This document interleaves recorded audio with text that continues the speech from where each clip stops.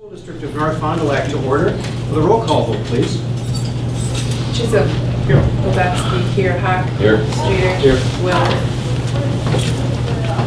All right. We have quorum.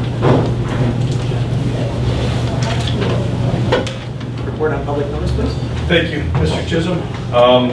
Public notices and agendas were mailed to the Fond du Lac Reporter radio station KFIZ 107.1 The Bowl, WFDL radio, and they were posted in the district office, U.S. Bank, and at the municipal building on Friday, September 22nd of the year 2017. Thank you. Please rise for the Pledge of Allegiance. I pledge allegiance to the flag of the United States of America and to the republic for which it stands, one nation, under God, indivisible, with liberty and justice for all. I apologize for the tightness. I we have it real early. We got robotics. I'll explain that later too.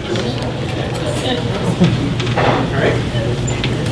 Minutes of the last couple of meetings were distributed in the members' package. Does anyone have any questions or additions or corrections to minutes as they were presented? Seeing none, they will stand approved then as presented. Mr. Streeter, the treasurer check.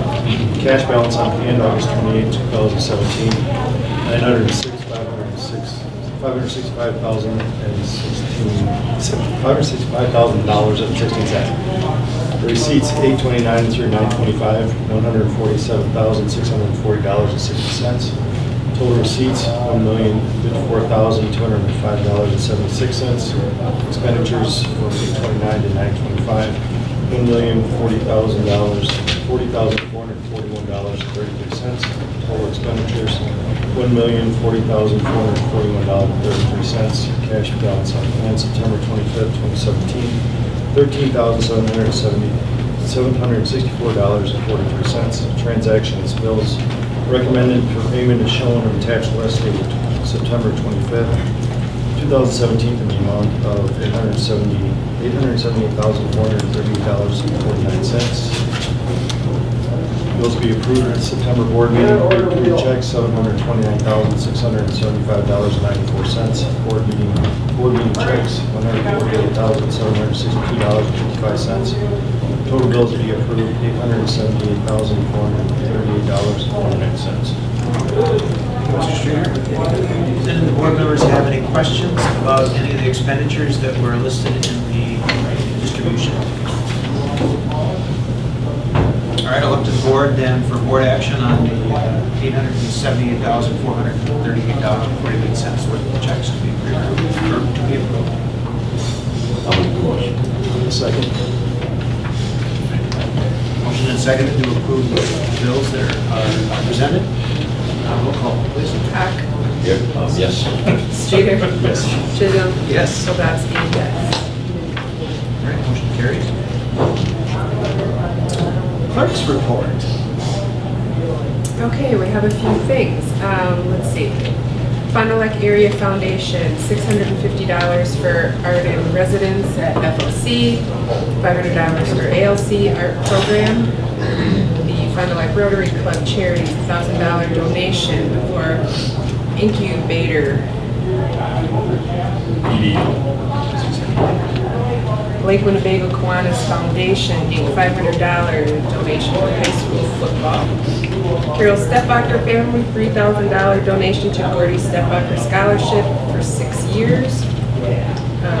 Grandpa Don Lamb, $20 donation because he wouldn't drive a Ford. Well, he couldn't make it. Oh, he could make it, so he just gave the $20. And he gave us some good information about the fastest bird. We always get good facts from Grandpa Don. Let's see. And then Fond du Lac Running Club. Do you want me to read all that? Oh. Okay. So $150 to fund to resurface the track. What they do is that we allow them to utilize the local community, the track, and then every year they've been donating $150. We put it right in Fund 38 so that we can use that to resurface the track. So we're $450 closer to that $70,000 will take. So good to go. Also, just a heads up, Kurt Wisber's been doing an amazing job with Incubator EDU, which is the entrepreneurship program that we're doing, and we looked at an $85,000 price tag for 6 years of running redoing that entire room. And I have good news today. He and I just met with Mike Shannon at Holiday Auto, and Holiday Auto is going to be donating $7,500 towards that room. So he was one of our first ones to talk to, gave us some other information, ideas. So I see in the next month us continuing to get that money, and that'll be a great partnership for our community businesses where we're teaching our kids about risk-taking and entrepreneurship. So it's another great thing. What do we put in the room? What do we, what's the money for? Or what do we? Oh, it's for $80,000. Of that, 6 to 9,000 goes towards funding anything that the students come up with that the group thinks is fundable. What I'll do is I'll have Kurt come October maybe, or sometime he can explain more about the EDU. It's $5,000 a year for curriculum, $20,000 for initial cost, plus $30,000 to redo that entire room between the 2 computer labs. That will be amazing, unbelievable. So on our website, Incubator EDU, you can find a link to that, but I'll have Kurt come in October and give you a little bit more information so you can see what that's all about. He showed me he's got a layout of the room, what they want to do with those 2 rooms, more flexible space, the whole collaboration, kind of the things that we've got going on with our friendship. Kind of an interesting approach. That'll be cool. Well, I think you guys would love to hear about that, so we'll get to that. Anything else? All right, very good. Introducing our new student council representative. At this time, I'd like to turn it over to Ms. McGill Freeman to introduce our school board representative from Horseman High School. Sure, so please give a warm welcome to our injured representative as well. So thank you so much for being here. But Anna Miramonte is our representative for this year. Anna is involved in dance and volleyball, so there may be some times that it does not work for her to attend, but unfortunately because she's injured right now, she's able to be here. But really excited to have her share.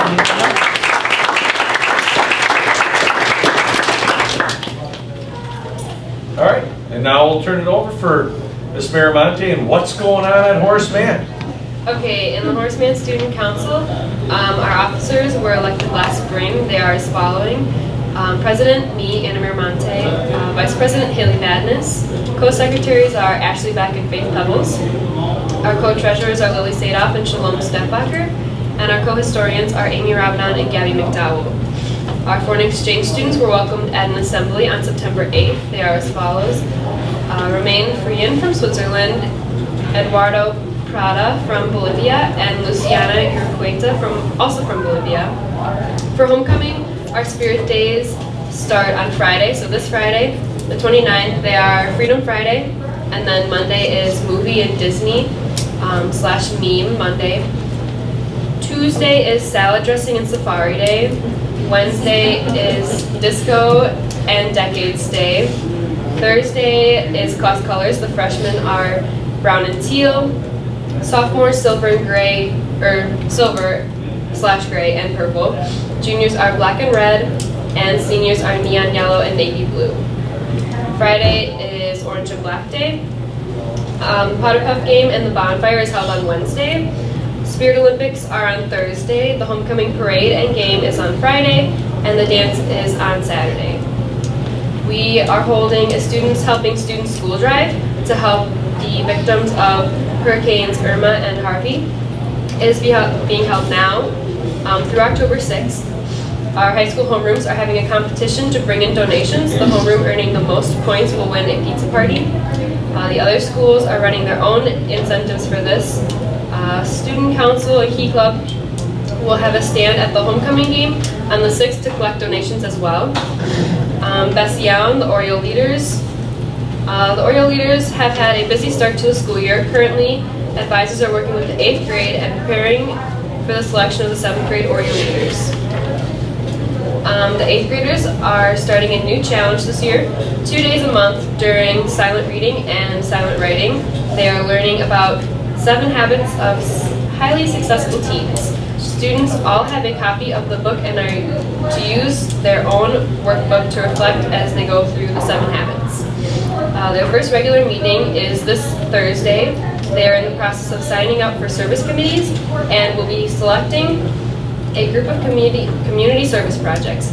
Last year's project was making baby boxes for New Beginnings. They will be delivering 15 boxes in early October.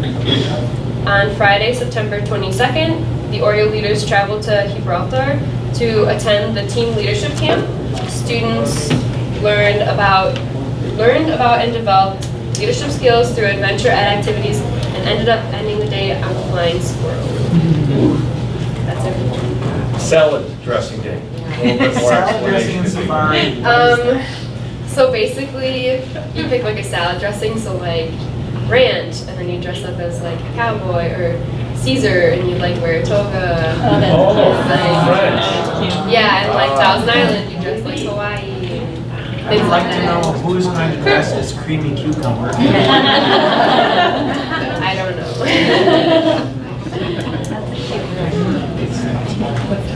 Thank you for your report. Questions from other board members? No? Thank you. And welcome to the board. Thank you.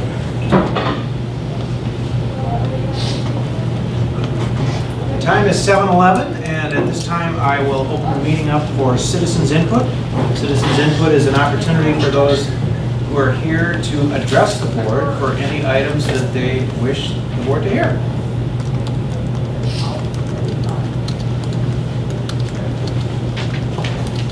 Seeing not a big rush. Anyone?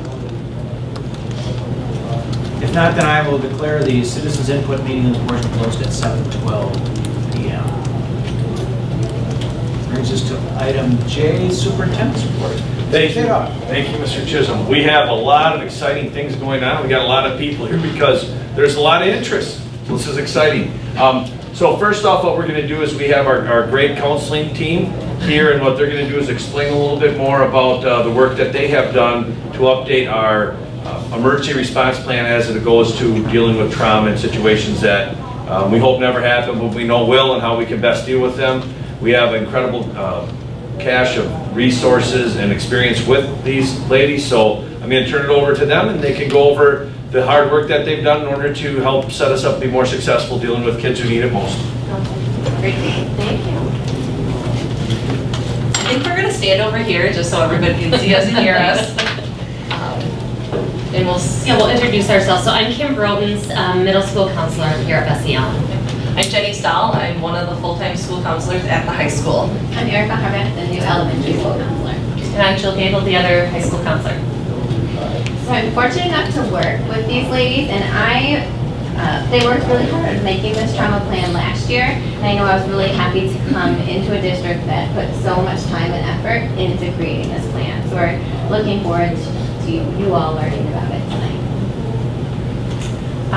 Each year when we look at our counseling PLC, we kind of look to see what we can address and grow the most. And so when we were having early conversations with the past experience, unfortunately, that I have had and Liz Leichler have had with trauma in reference to death and loss, we decided that we would really like to create a plan that we knew we were 100% comfortable with. And since our team had grown and changed slightly, we thought this was the perfect opportunity to do that.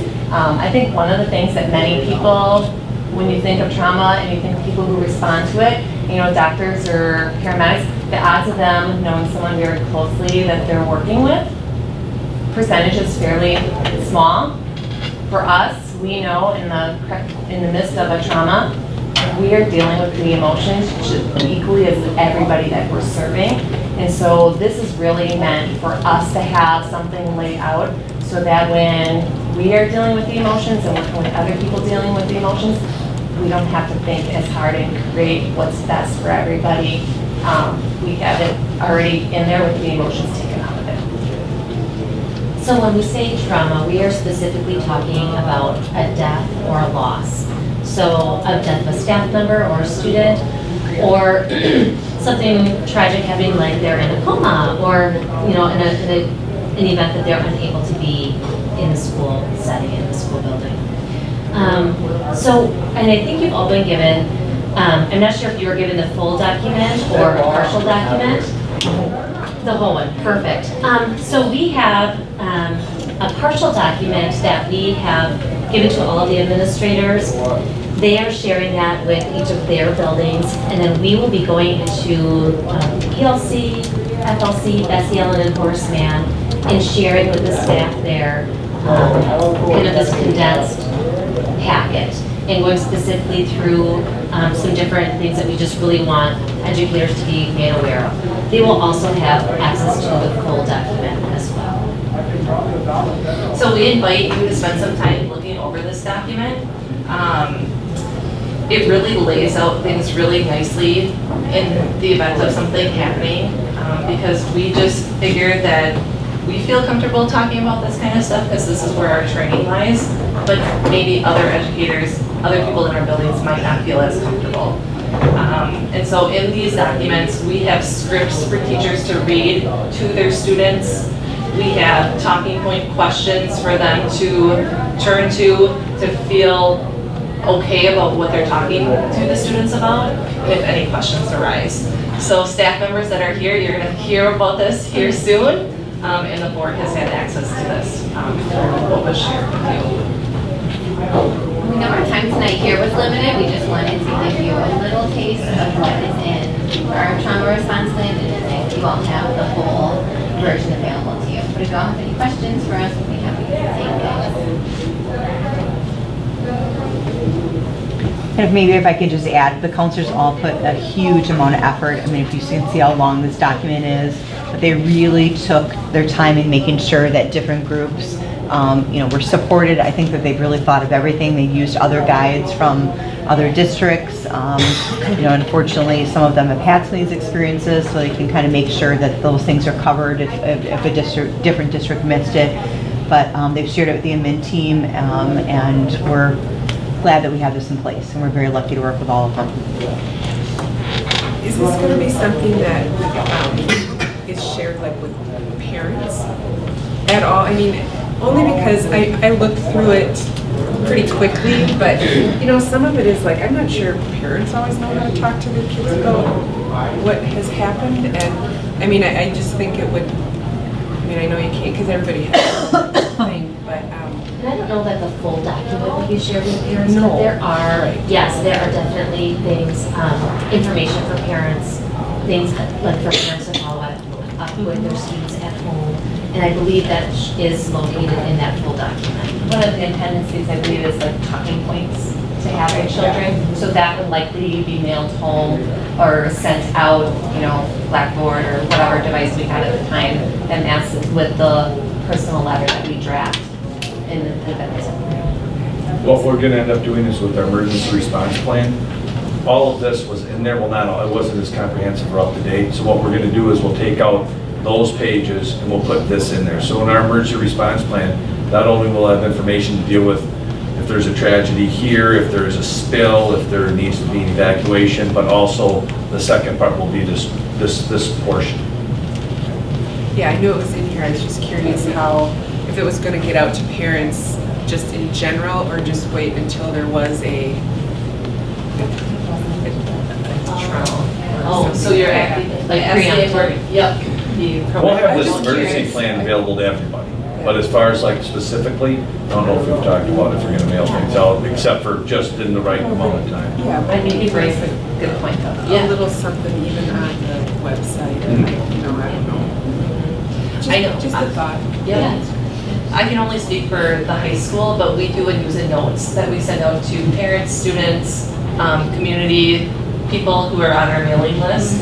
And we definitely can be able to infuse some of these talking points into that just to bring awareness with if it's suicide or if it's a loss or somebody and how do you go about having conversations.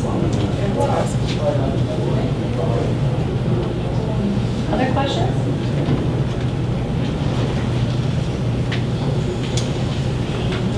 Well, thank you guys. Thank you. The second part of this wellness is that,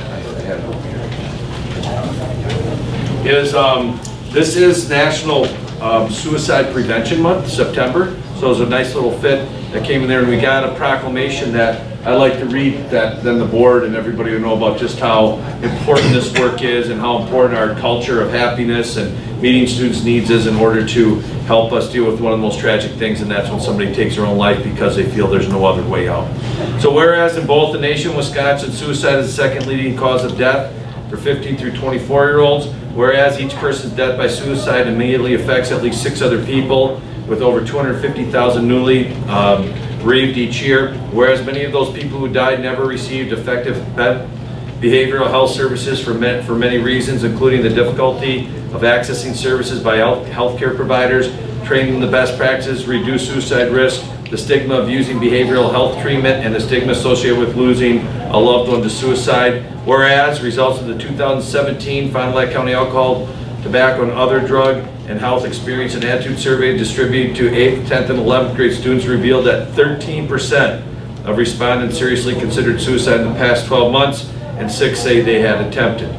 Whereas 4 out of 5 teens who attempt suicide have given clear warning signs.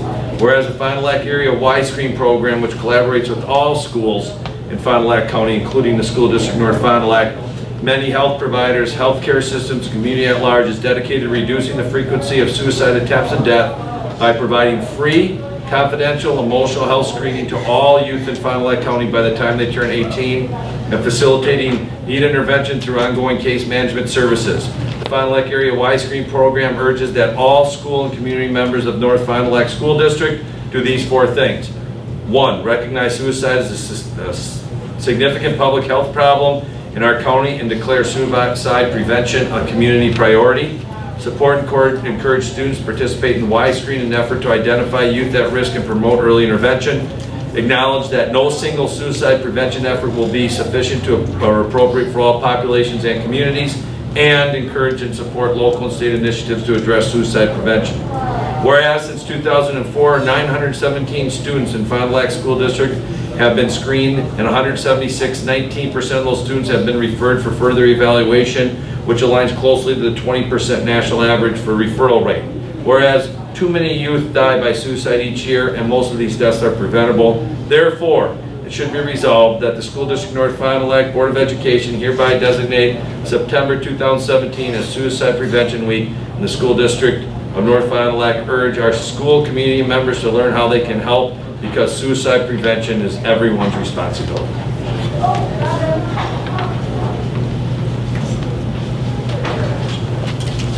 No, I don't have it. Declare it. Thank you guys very much. Thanks for all your work. The neatest thing is we will never know how important your work is, because those tragedies hopefully will always be averted. So thank you for all that you guys do.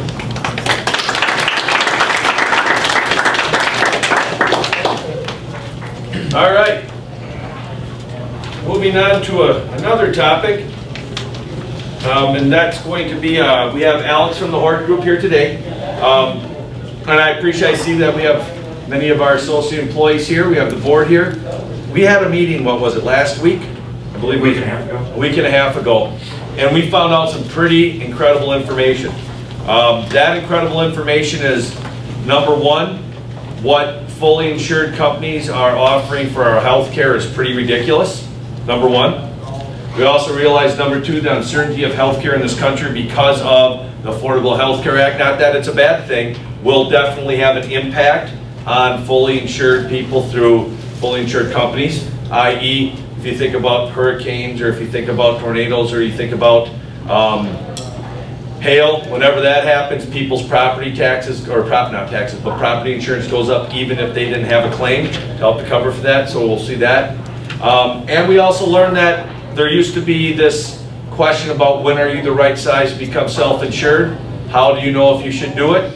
But we had meetings, and Maria and myself, along with Alex and Rayanne of the Horton Group, we looked at some different things. We're still going out to bid. We're still looking at some things. But after that meeting, and after talking to the Horton Group, which is 100% there for us, not for any insurance group, but for us, and they know that we want our staff to have access to great doctors. We want our staff, we know that one important thing that the board's always done is to keep our healthcare costs about where they're at the best that we can, and to really focus on usage and wellness and how can we do those things. So we are very strongly, we're looking at having, we had in our budget about a 10% increase, which would have been about $190,000 increase if we were going to go at 10%. Our first original quote back from United was 40%, which then quickly came down to 17%.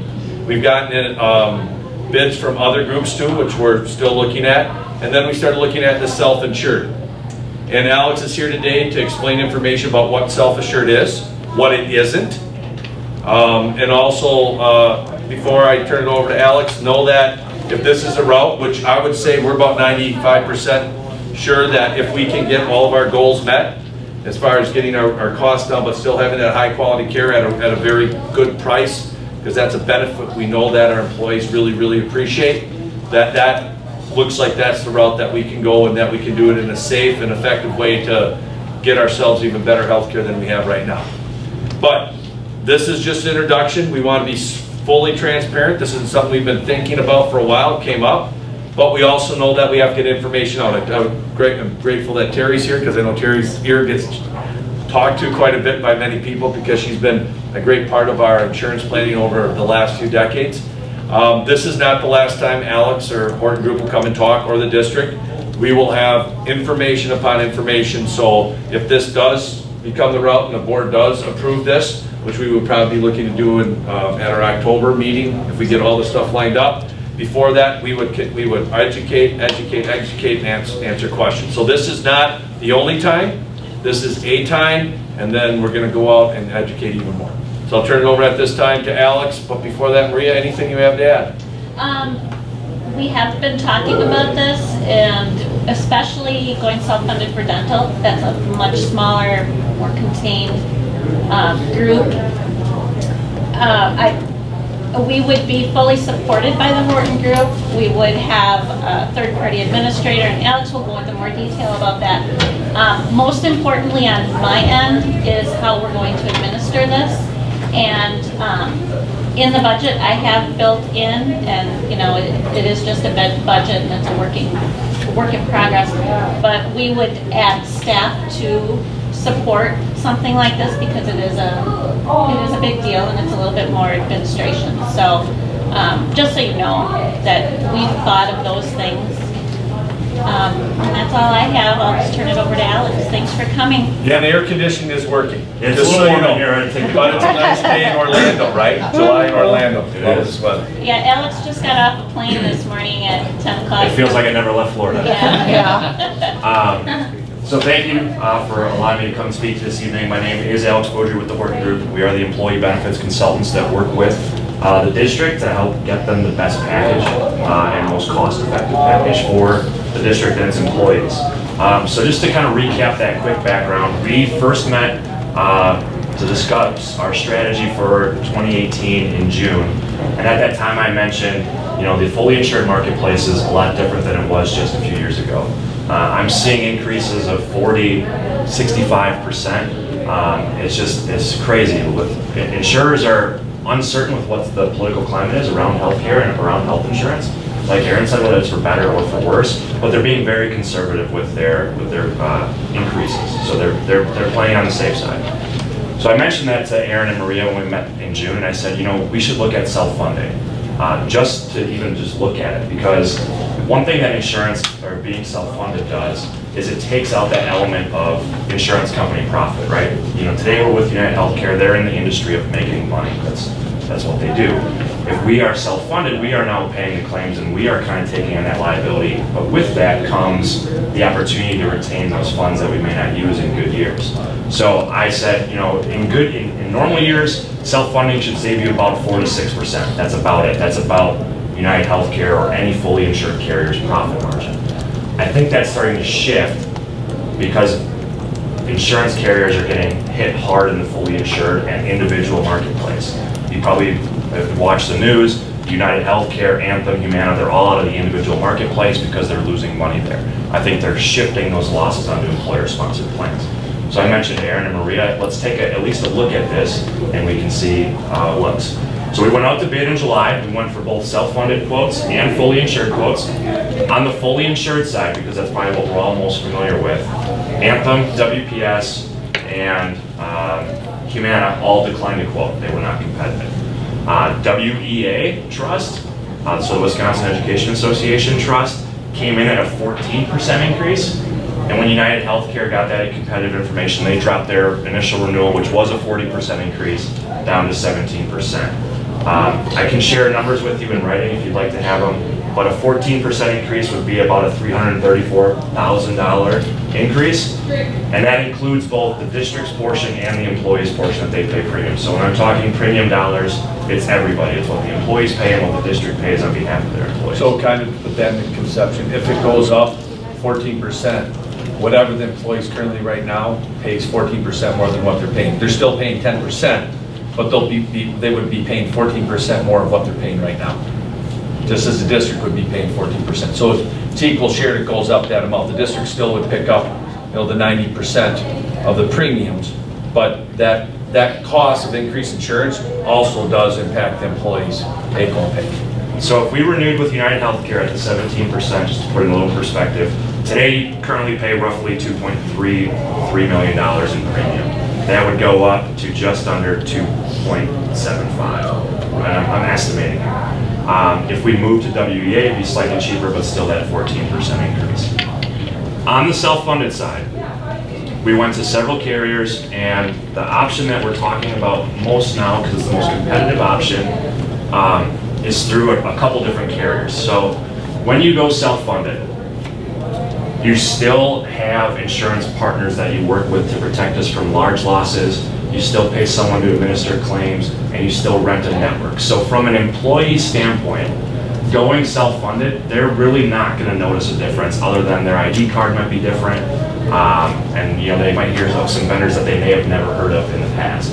But their experience is still going to be the same. They're still going to go to the doctor. They're still going to have an ID card. They're still going to get bills from their providers and an explanation of benefits. So their experience really won't change all that much if we went to a self-funded format.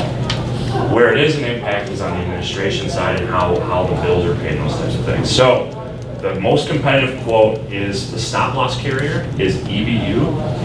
And what stop-loss insurance is there's two different types of stop-loss. One is called a specific deductible, and the other is called an aggregate deductible. So a specific deductible is a deductible limit on every person on the health plan.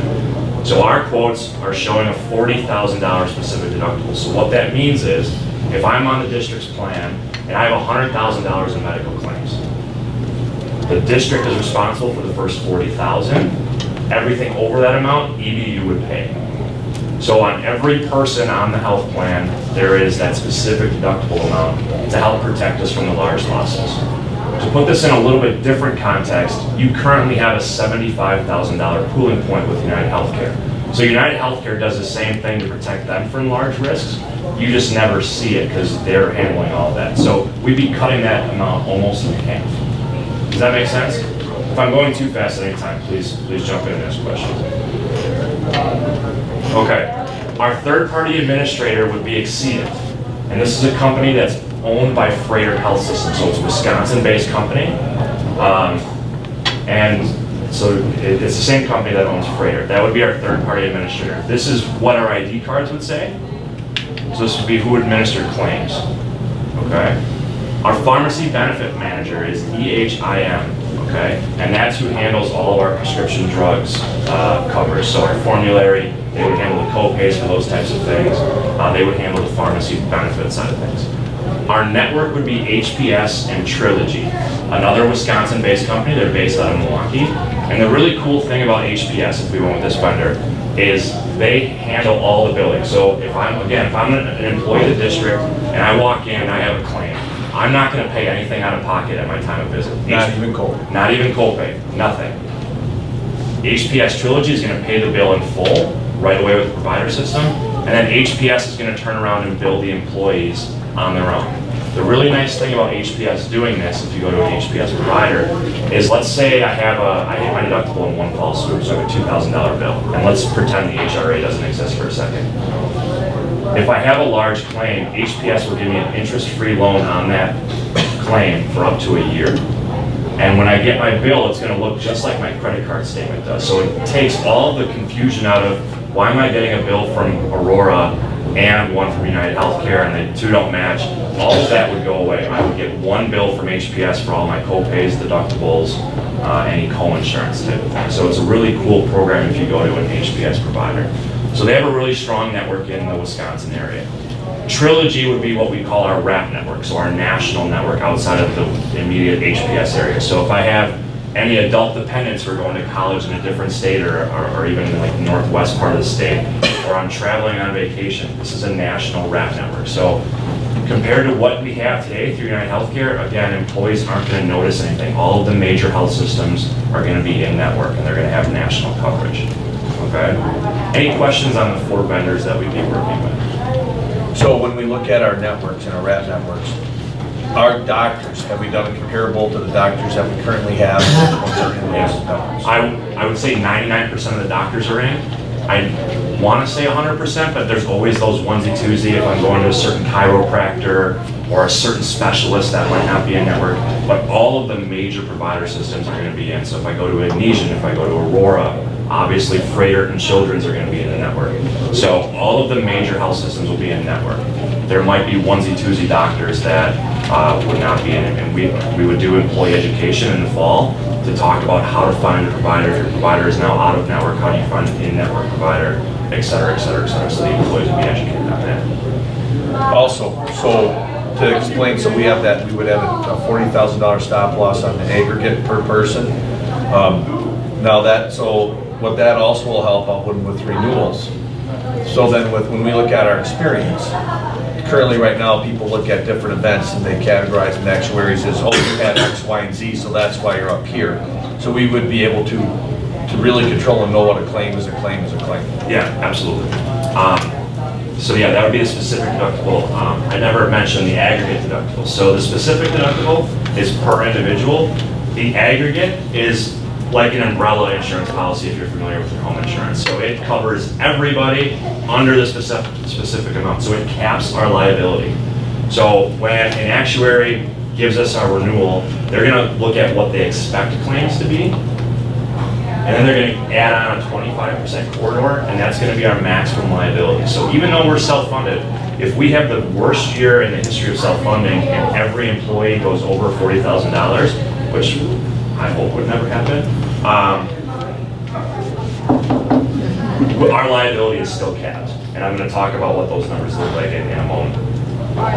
One other thing that I want to mention, because it's important, and you may have heard it before if you're familiar at all with self-funding, and that's what people call lasers. So if you're ever familiar with this term, what a laser is, let's say I have a serious ongoing medical condition. I need a double lung transplant, or I'm on a liver transplant list, and my costs are going to be really expensive. The insurance company can put what they call a laser on me, which is what they raise the specific deductible amount. So right now, let's say everyone's at 40, except for Alex. He's got serious medical conditions. We're going to give him a specific deductible of $200,000. You can do certain things to mitigate that. We can buy, an organ transplant rider. We can just say no, we don't want a laser, but we'll take the premium hit on everybody, so we'll subsidize that one person instead of the district being responsible for that. None of our quotes have a laser today, so we would not have to worry about that for 2018. I just want to bring it up because that is a word that you may hear in the future. Which wouldn't impact the employee, would just impact the responsibility of the district. It's just adding more liability to the district. So through the carriers I just went through, if you add in all of our premium, which our premium would be about $433,000. So today you're paying $2.3 million in premium. Moving forward, we'd only pay $433,000. So much less fixed costs, but we haven't paid any claims yet. So that's just what we're going to pay. So no matter what, we're going to pay $433,000 in stop loss, another $7,000 in the admin fees. So you're looking at $440,000 in fixed costs. Okay. What we're going to do, so this is information. I see some feverish notes. What we'll do is we'll take, and Alex is going to go over this. I think the big key will be the overall number, and then when we come back in October, before that, even within the next week or two, we will have all this in black and white explained. So this is just more of an introduction, so people can ask questions, but we'll get that more specifics in the next few weeks to everybody. Yeah. And like Aaron mentioned, we're still negotiating with carriers on a lot of this stuff, so these numbers they will only go down from here, they won't go up, so that's the good news, but we are still kind of negotiating. So if you add all of those administration costs, so premiums and admin fees, and then you add in what they're expecting in claims. So they're expecting claims and fixed costs to be just under $2 million. So according to Exceedent and EBU, if we have a year like they think we're gonna have, our total cost, premium plus claims, would be just under $2 million, $1,999,662. So literally right under $2 million. Our worst case scenario, so when you add in that 25% corridor for that aggregate liability, is $2.3 million, $2,369,218. Compared to what you pay today, I want to make sure I'm doing my math right, that is about a $25,000 increase. So if we did nothing but move to self-funding, we wouldn't have to make any plan design changes, any premium changes. We'd be fully funding our plan. And everybody's total out-of-pocket costs, they're, like Alex says, not 100, because we're still exploring, but should stay relatively the same if they have the same things going on this year. Right. So just by moving to self-funding, we're essentially getting almost a 0% renewal increase. Which means that all employees would have 0% increase on their premiums on a monthly. Yep. So, you know, I think it's a great option to at least consider. We have the rates on here. If we did the maximum liability at $677.13 for a single and $1,563.30 for a family, which are, it's under on the, so it'd be cheaper for singles on here, and the family rate is just about the same. So again, that is our maximum liability. So the best part about funding it at that 125% level is if we come in where our claims are expected, the district keeps all that money. So we can start to build a reserve, and then if our reserve gets big enough in the future, we can do cool things like premium holidays where, hey, we're having a great year and we got a great reserve. Employees don't pay anything for the month of December. We'll take that money out of the reserve. Or if we do have a laser on someone's serious medical conditions, we can take that because we can pay for it from the reserve. So today, when you pay premiums and we have a really good year, United Healthcare keeps all that money, right? Well, now we are essentially becoming the insurance company, and we get to keep those profits and hopefully build it up for, you know, if we do have a bad year, because claims are claims, right? I mean, it flows. But if we have good years, consecutive good years, we are retaining that money and we can do some different things with it. Or if we ever wanted to leave self-funding, we have that reserve to pay run out claims. So it's really nice that we can benchmark this at the 125% level the first year and hopefully build that reserve in the first year. And those reserves, Alex, those can only be used for healthcare. Correct. So anytime you're taking an employee's contribution, which they're paying 10%, that money can only be used for healthcare or wellness-related type of things. So if we have a $2 million reserve in a couple years, we can't say, hey, we need a new field house or a new track. Right. That money is only set aside for healthcare-related issues. And what I would say is, as we move forward, if we do this, we get our insurance committee together, we set a strategy for what does this look like? What kind of funds are we looking for? What are things that we could do? There is risk, but it's mitigated, and this also gives us an opportunity to look at things differently too.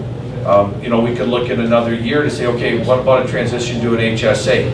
What if we wanted to do things like that? What if we wanted to be able to use our money? The coolest thing about this is, it's us. We get to sleep in the bed that we make, is what it comes down to. So as we work on wellness and we work on other things, we can do that as a group together and work with that. The idea of insurance in our minds is I hope I never use any of it. And I hope if somebody has something that terrible happens, that I get to help subsidize that payment. That's what being a group is all about. Alex had talked about HRAs. That relationship still stays. So there is no difference. It's still, think of it, it's still $100 for a single, $200 for a family deductible. So we're looking at maintaining that for next year still with that HRA money and going at a zero. And as Melissa shakes her head, she knows that that's unheard of in the industry. But that's okay. We don't care if it's unheard of. Because if we can get those drivers and we can get the data that shows our employees are working hard to use healthcare well and do wellness things, we can sell that to the public no problem easy. But it gives us a lot of opportunity to do many different things. So a couple things in closing before I turn it over for questions. I just want to go through a couple pros of self-funding and a couple cons, because I think it's good to look at both sides. So the benefits of moving to self-funded is we don't have to pay any premium taxes, which is about 2 to 3% of your premium today. So there's no premium taxes that you need to pay if you're self-funded. You eliminate the insurance company profit, again, that 4 to 6% margin. And then control of plan design. The other really cool thing about being self-funded, because you are now the insurance company, is you can design your plan however you want it. So currently today, under United Healthcare, they're gonna have some parameters. So if we do something like this, you know, you're gonna need to make the co-pays here. Self-funded, you have total flexibility. We would help draft the plan document, and then that's what we'd stick to. So if an employee has a claim issue, it would go back to the district, who would probably send it to us. Right, and that's the key thing. Once a plan document is set up, the district doesn't say, okay, Terry, come in Aaron's office, or okay, Carrie, Joe, now we'll talk about this. We're out of this. We set it up, and it then goes to, The appeal would come to us. We would advise the district on whether to allow the claim or to deny it. And then if at that point the employee is still unsatisfied, it would go to Freighter's Physicians for external review. So there's a formal appeal process that is hopefully quicker than what we have dealt with not today. hopefully, it will be. Yes. Well, it's succinct and it's going right to the highest level at Freighter if employees have claims issues. So that control of plan design is really cool, and it's a neat function of being self-funded. One of the things, before you get to the next one our largest problems with United is we had a different rep every 3 months, it seemed. And then when we had a claim, there's some claims that, we had about 4 or 5 different significant issues that people had with United with getting care. Those all got resolved. And they got resolved over like a 6-8 month period of time. We would be able to get those resolved a lot quicker. The same, it's not that the end result might be different, it's just that we get there a lot faster. So that we people could get that care and have that finalization. A couple disadvantages of being self-funded. I think we should be fair and honest about this.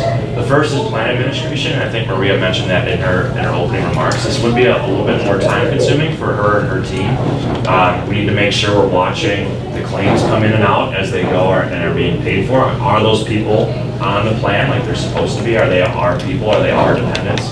Etc. Because we don't want to be paying claims for someone who is ineligible now that we're taking on that risk, right?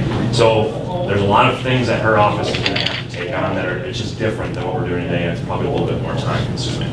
The risk assumption, I think that one's pretty obvious and probably what most people are worried about. You know, we're taking on $40,000 of liability per member, but again, we're mitigating all of that with our stop loss insurance vendors. So I shouldn't say all of that, we still have certain things that we're going to be paying claims for, but we're mitigating that risk. And then claims fluctuation. Today, the nice thing about being fully insured is you know what your premium is going to be month over month. You know, obviously it might change with some enrollment, but it's going to be fairly steady.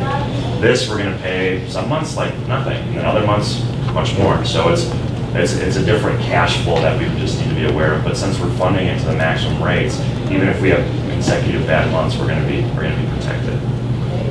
So then timeline moving forward, we're going to finalize all the numbers that I have here on these spreadsheets, and we're going to get back with Aaron and Maria and make a formal recommendation to you.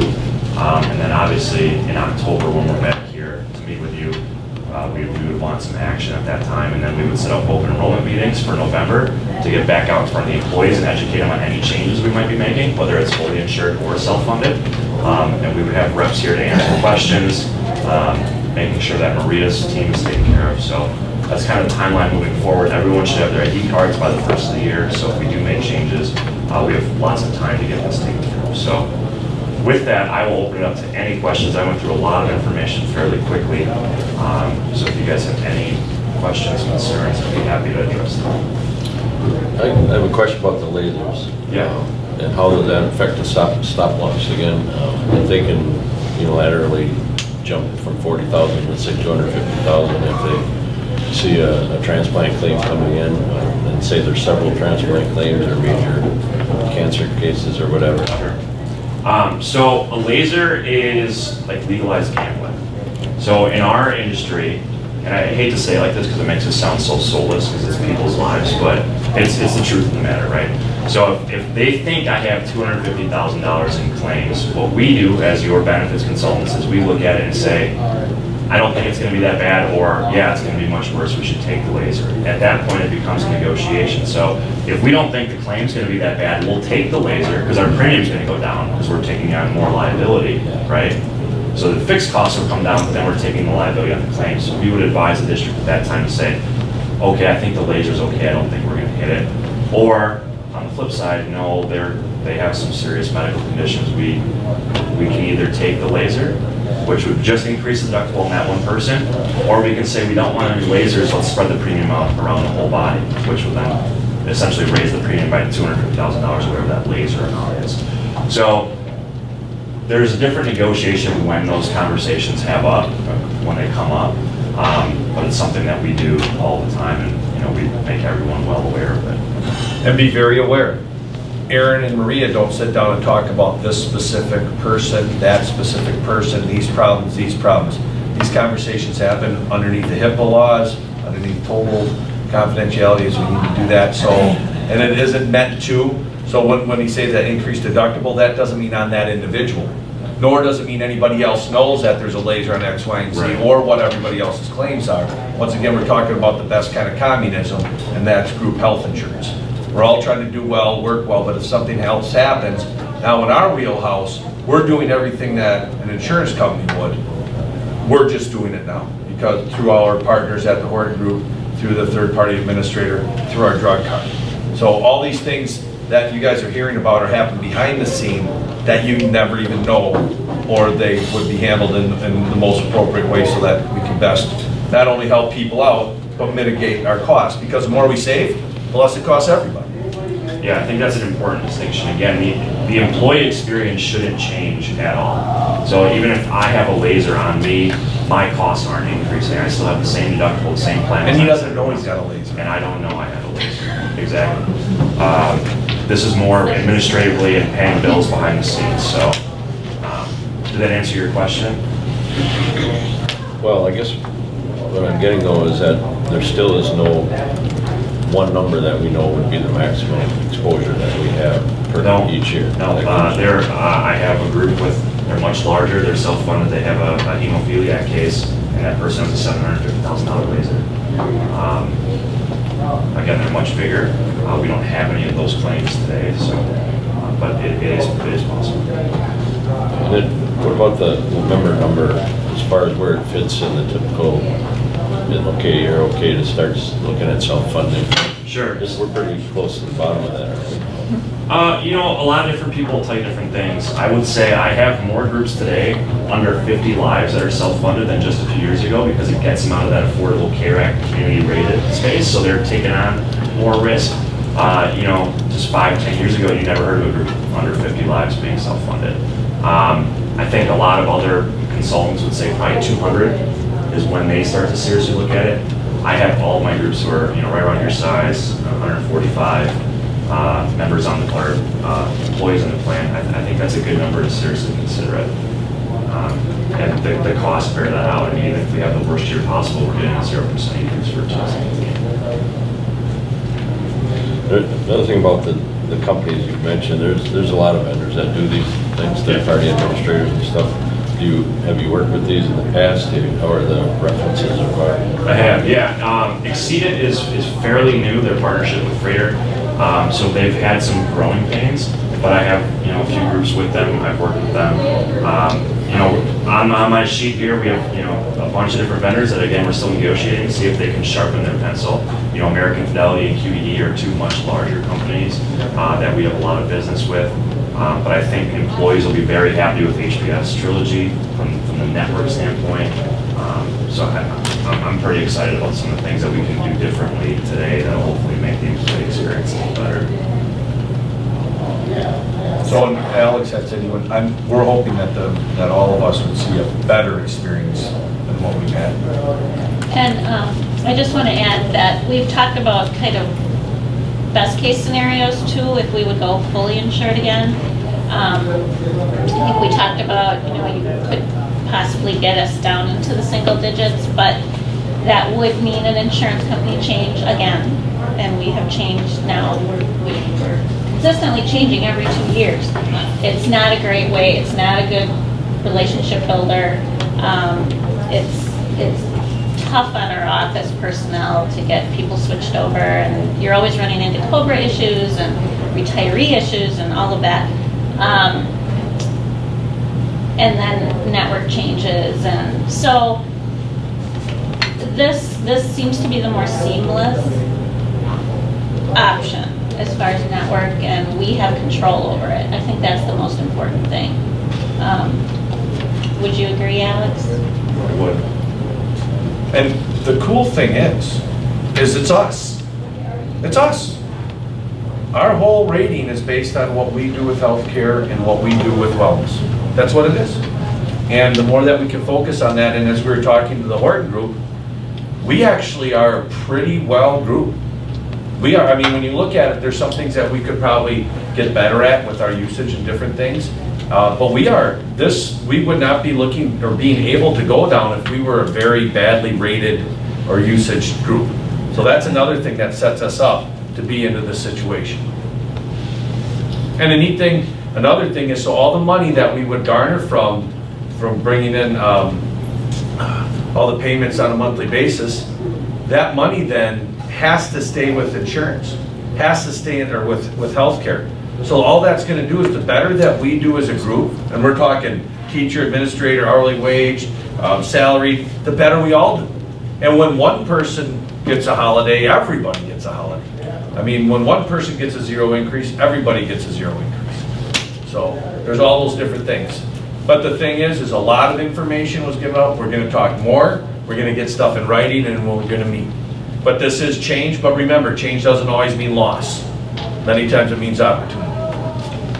So, I was just gonna ask Maria, so you said something about probably adding staff, Yes, like full-time, part-time? yes.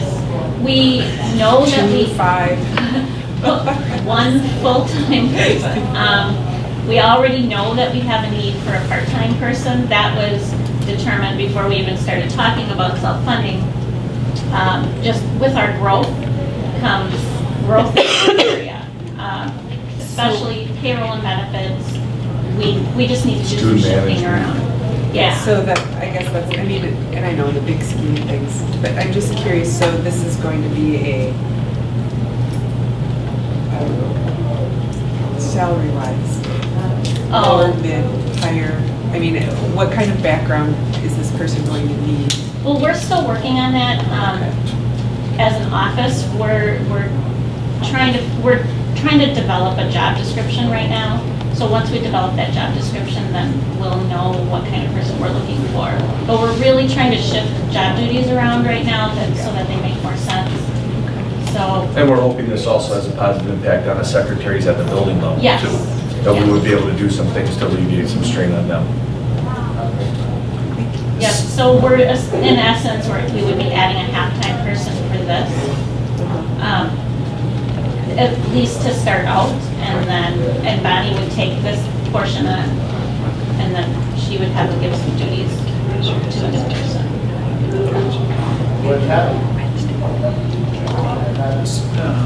Just let me say that I think that the health benefits that we provide is very important to the board. It's part of the culture that we have in the school. And as Melissa can attest, the several $100 deductibles are unheard of in the industry. I have two choices in healthcare. My provider, I opt for the high deductible healthcare, which for my family is $6,000 a year. And I do that voluntarily. The deductible for the lower rate would be, I think, half of that. So I think it's very important that we do that. But my employer uses United Health. They are self-insured. So is United Health an option for being the administrator, which might cut down on some of the changes necessary in the role? Yes, so if we were to go self-funded and use United Healthcare, then it would be UMR, who is United Healthcare's parent company, but it's the same company. And yes, that is an option. I think I have them here on one quote. No, I don't. But we have lots of groups that use UMR. They're the second largest insurance company in the world. So that is an option. Their administration costs are a little higher. And with the issues we've had with United Healthcare, we want to look at other vendors, and these ones came in at a lower cost. But if that's something that Aaron and Maria came back and said, our employees want the United Healthcare network, they're happy there, we could work with them to administer this. I guess it depends on, that 99%. If we rolled out the providers and our employees were happy with that. It's a balance act between, do we stay with United Health, less change, more relationship here? Doesn't sound like the relationship is there all of their roses. If we wanted to work with Exceedent, because they're owned by Freighter, obviously that would not work. We would have to go to a different stop-loss carrier, like American Fidelity, QBE, Sun Life, etc. Which again, that's just Exceedent, and their relationship with that stop-loss carrier was at a much lower rate. I realize it's very complicated. It is, and anytime you make a change, and this is true if you're fully insured or self-funded, there's going to be people that aren't going to be happy just because prescription drug tiers change, what their co-pays are, doctors change in and out of network. So we take change very serious, and that's why we do the education meetings to make sure people understand how their benefits are changing and where to go for help if they have questions.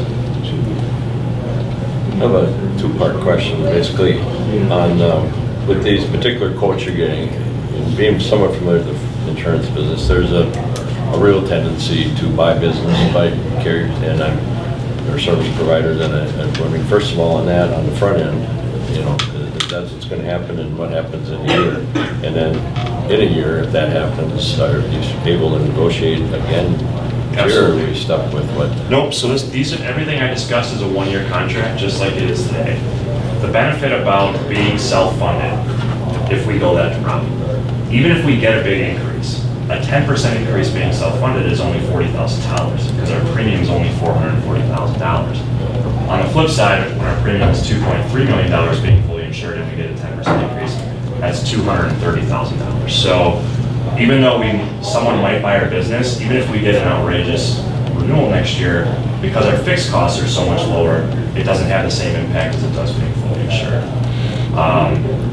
So yes, I totally agree with you that companies do buy business, and I think we saw that with United Healthcare when we made the move from WPS, because we got a great deal the first year, and then last year we were playing the same game where we got a 30% increase out of the gate, and we had to make some plan design changes and other things to get it to a more palatable budget number. So it's something we deal with, and we can always go back out to the market. Obviously, we'd like some stability at least 2-3 years, which is easier for everybody. And the decisions made on big healthcare items in the past were made by the insurance companies and the doctors that they hired. So now our decisions are made by medical experts at Freighter. It's not made by a school district that's trying to make a decision on what they should, or a business that we want to or not, or we're going to postpone this because they might not renew. I think that's another plus side too, that those decisions are made in an outside venue. So we pay the $434,000 for the stop loss and $7,000 administrative fees, and then do they take care of the cost to Exceedent and HPS and Trilogy? Yeah.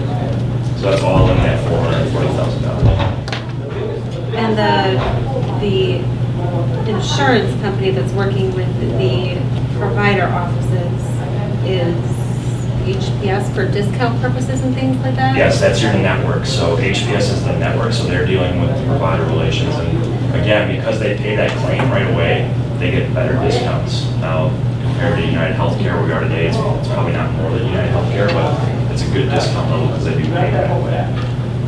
So that's another upside, that our employees would go in and they would pay nothing. And then when they would get billed, the HRA would already be figured out. So it wouldn't be wait on this or if something else would come. It would be, here's your statement. I think you were calling it like a super. They call it their super EOB, or their super explanation of benefits. And when we do employee education meetings, we'll have a sample bill in there, but it looks like a credit card statement. So it's really easy to see, okay, Alex went to Aurora on this date for this service, office visit, he owes $20.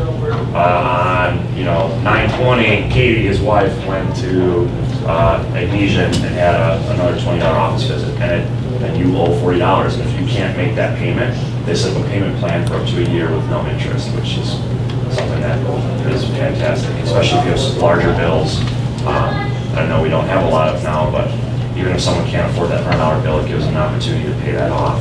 The best with no impact. So even if you have like, hey, we're going to be coming into more money with maybe a spouse has a third paycheck a couple months, you can wait until that and you can pay that off. You can also use your currently your HRA whatever money that you put away, you can pay that and then use that statement as to get you reimbursed. We'll still keep that relationship with DBS, along with the relationship for the child care. HRA is still there. We're still budgeting that through DBS to help offset that $3,800 family or $1,900 for the individual. So all that is the same. And for my thought process, once we get this settled, I think the experience would actually be better. So then HPS is paying the bill to the provider's office, and then they're turning around and billing the employee and tracking if the employee still owes $100 or $200. Correct. And then the remaining would be billed to the district. Correct. Now, So the district person doesn't have to keep track of. not between what the employee owes HPS. The district is going to be more worried about what we need to pay exceeded for the claims that they are administering.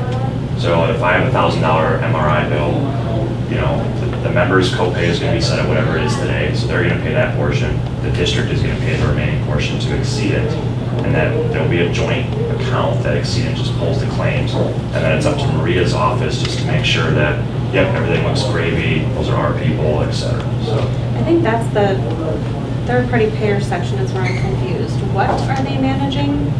So the third-party administrator, so Exceedent, they manage the claims being paid to the provider system. So they work with HPS. This is where it gets a little tricky. So HPS is going to pay the provider right away, and then they're working with HPS. Exceedent is then paying HPS. Maybe I should draw it out. So Yeah, Mark, right. I'm following you. you're following me. So Crazy, okay. yeah. So provider bill, HPS pays it, and then Exceedent is going to pay, and the employee's going to pay, and then Exceedent gets it from our fund out of the same.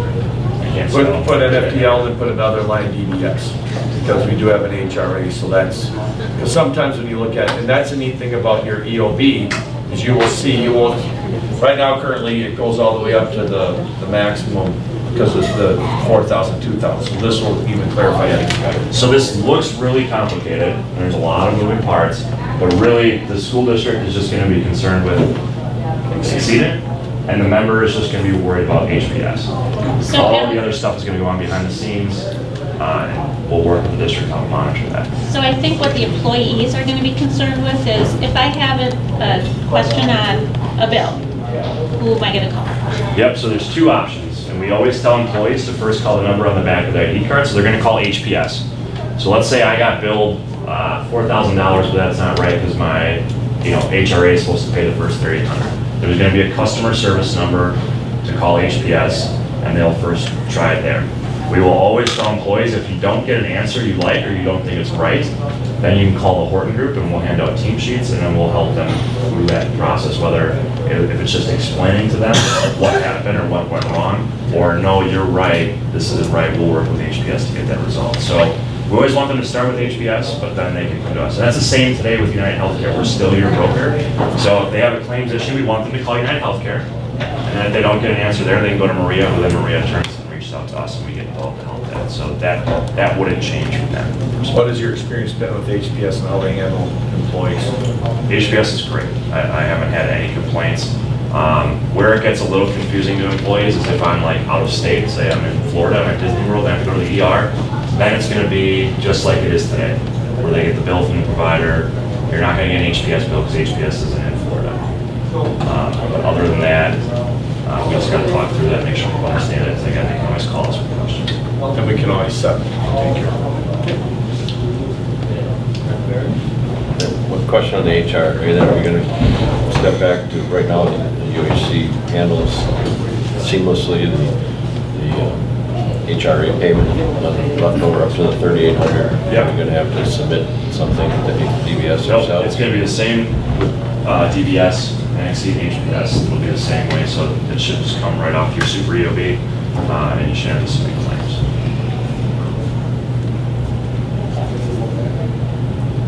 You guys have any questions? Can I ask one? Let me say this, because I think we need to blow that out of the water. you do not need permission, anybody, to ask questions about insurance. You also don't need any permission to tell us you want to talk to the Horton Group in order to help something get better with United. This is your plan. And we have to articulate to our individuals all over that the district has a strong desire to keep an environment where people can feel they're taken care of. So with that, don't ever ask, can I ask a question? Go ahead and ask those questions. I will ask my question. Excellent. But we got to break that mentality. Just so you know, you guys spread it to everybody. Break that because we need to know. I'm a little confused. Okay, so there's a bill out there, and that bill goes to Exceedon. Exceedon sends it to the district, and that's where the number and everything is on it? I'm confused about that.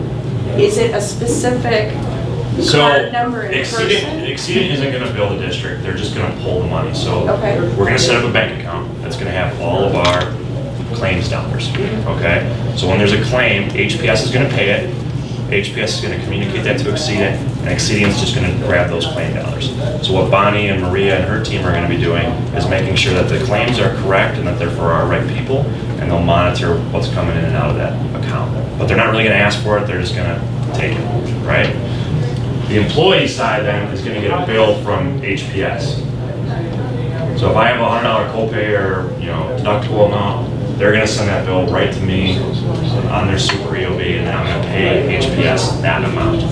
So if an employee just really, hey, it is, you guys are getting a lot behind the scenes. As far as our employees know, HPS is their insurance company. Yeah, they're going to get the bills from HPS. It's going to look like it. HPS is going to be on your ID card. Instead of United Healthcare, it'll say Exceedon. HPS Trilogy is our network. So it'll be a little bit different ID card, but it's that's who you're going to get your bills from. All the other stuff is more for the district and administration. And an important part for us to have you guys here and for us to continue to talk about this is so people know there isn't anybody behind the curtain. This isn't, there's no way we could provide the insurance coverage for our employees if we didn't go self-funded. If it continues to look like this, if we continue to go with a fully funded group, we would see changes in deductible, we'd see changes in design, we would see changes in network in order to keep those costs down, period. It just is what it is.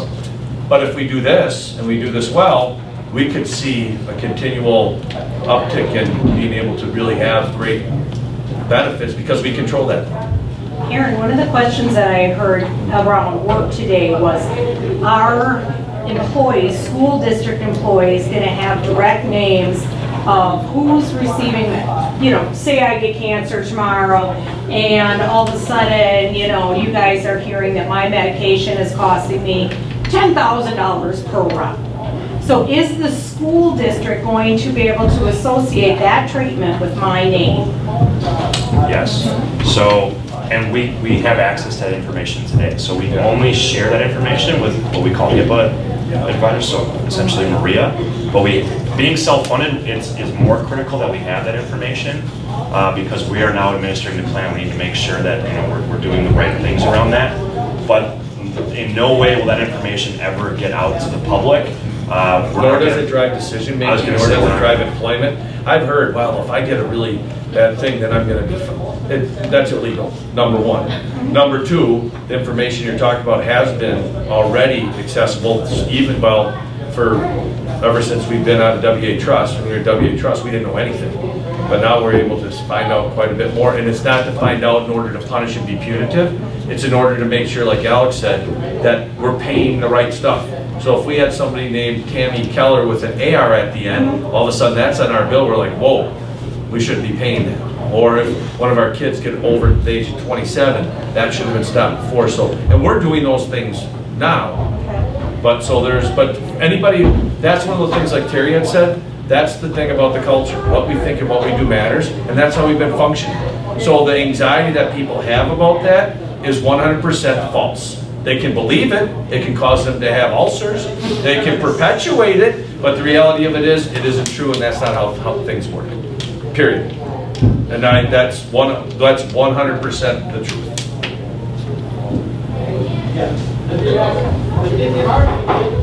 And whenever we find out that there's a situation where somebody needs something for their family or themselves, you will not find stronger advocates than our office working with them to make sure that they get the proper care because the insurance companies are out. One thing we have to do though is we can't just accept crummy service. We can't wait back and say, oh, if I say something, they're gonna, no, get out there, say it. The better that we have a service, the better off we can, and information, the better we can serve you. Any other questions? The only other thing I had a lot of employees asking about today was the risks of the district.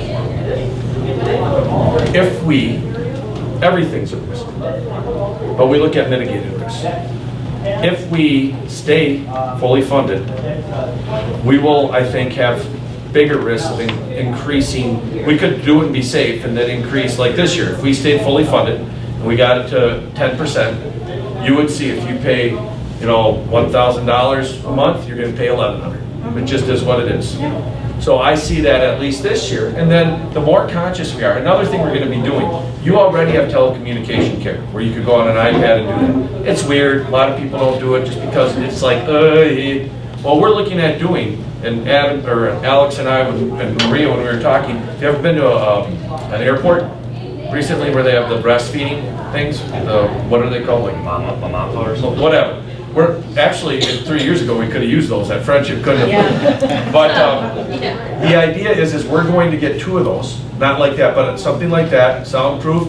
Put like a nice big iPad in there. If you have something going on at school or your kid, you can go right in there, hit a button, no copay, get your prescription. There's certain things you can do and start training people to use that type of service. Then all of a sudden they might get the app on their phone or on their iPad, and all of a sudden your costs for insurance go down.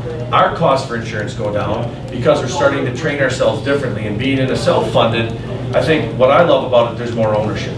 I've always said when we can get to the place and we can sleep in the bed that we make, then we're not beholden to other people. When we were at the trust, we were subsidizing at a clip of $1.2 million over 4 years, all other districts, because we were less of a risk, but we were paying for them. That's money we'll never get back, ever. This will not happen. So if we do have bad times, if things do go wrong, we have that tertiary and secondary insurance. We're looking at already, like there's that one rider for organ transplant. We're gonna get that in case somebody has one. You know, it is what it is. We want to make sure it's covered and it helps us. So we're going to try to mitigate the risk the best we can. The upside to this is so much more than the upside to staying fully funded. And that's what I like about where we can come in and say to our employees, same benefits, pretty much the same doctors, drug card. We're going to have to look at that, but I would guess it's very similar, if not the same. Maybe even a reduction somewhere. Go ahead and help that. And all of a sudden you're at a zero. I mean, you can't, and you're so there's the fear and there's the unknown, but we got to break that out because a lot of that is just not accurate. Not saying those emotions and feelings aren't accurate because they are what they are, but the more we can educate and get that out, I think the better off we can be. Because I use insurance too. I'm not going to try to. That's one of the things that go on. Everybody, that works full time uses its insurance. We want to make sure we get the best value for us. A common complaint that I hear about what we currently have is that our insurance company is deciding our health care, whether it be in what doctors we use or what medications we have available to us. Is that piece taken out if we do it ourselves? We still have I'll let Alex. Yeah, so no. And I'm going to say no because we still need to make decisions that are on the best interest of the district as a whole. So, you know, if we ever looked at a narrow network or if we're looking at plan design changes, we're going to have a lot more data than we have today. And that's our job as consultants to advise the district on what to do with that data. But, you know, we might get rid of certain provisions that, you know, might have common examples like bariatric surgery, which was covered years ago on a lot of plans. Nobody's covering that anymore. So, you know, it's our job to still make decisions based on our data to get the best plan. And like Aaron said, get ownership of our health. So we're making the best decisions with both efficiency and cost. So there'll be a lot more education, there'll be a lot more data that we won't share publicly, but we will have it and say, hey, we have an emergency room utilization. Why is that? Is it because we're not taking advantage of telemedicine, or we're not waiting from Monday to primary care doctors? That's just one example, but we're still going to make those types of decisions. And if you have a doctor or procedure that right now currently would be, well, you have to go through this step, you would still have to do those things. The key is that the people making those decisions after, if you say that you have that you want something different or a different doctor or whatever, if you tell the district, we will not make that decision at the district level. We will then say to the Horton Group, would you please take this and you guys figure out based on unemotionally based on what we've set up, what do you think? And then let's say that they say this is what the plan will do. Then you're like, you know what, I want to take and appeal that again. Your appeal will then go to the physicians at Freighter, the group that they have, who then will look at that and talk about that and then give you the final decision based on what the plan design is, what they believe is the best, and then that's how that'll work. But the neat thing is it will be done in a shorter amount of time than what it is currently. So there still are going to be things like prior authorizations, you know, Sure. all that type of stuff. So we need to be good fiduciaries with the plan as well. So we make the plan, and then that plan is set in stone. We don't deviate from it, and then if there's questions about that plan, they go to the Horton Group, and then they go to the next side, which would be the doctors. And then the nice thing is, if we as a group, here's another thing, I mean, everything costs. But we can always look at design changes, we can always look at things differently, we can always have ideas and be able to reflect on that as we go. There's a question. Did you have a question? Oh, sorry. I'm like a teacher, I saw the hand. Below the... Now, does HPS have in-network relationships with everybody locally in town? Even not knowing the date of, say, they give some early heading? Yeah, but as of today, what their contract is, now they change what their current relationship, then obviously HBS is going to look at that. But it's their broad-based now. So currently they can see any other providers in town, and we wouldn't be responsible for a hire rate or anything.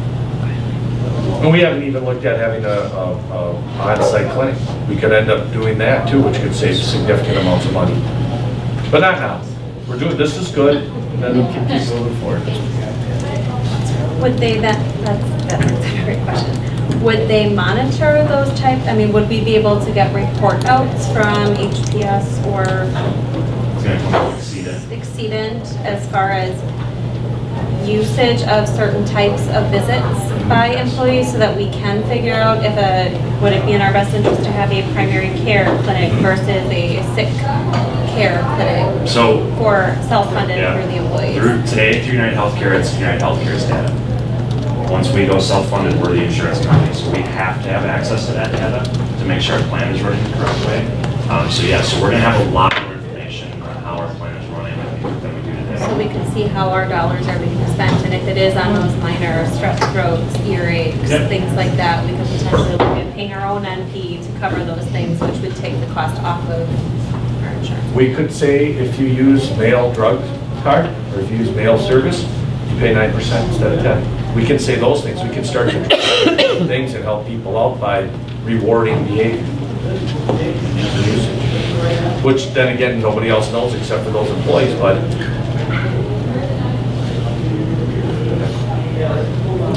Before the next meeting, I'd like to have you explore a little further with SSM taking over Magnesium, that HPS or whoever that provider has a relationship with them or with them. I think a huge percentage of our people use the Magnesium network. I wouldn't want to get caught in the middle of that. That's the only concern I have when it exceeds being owned by Freighter. All of our local stuff is not really associated with Freighter.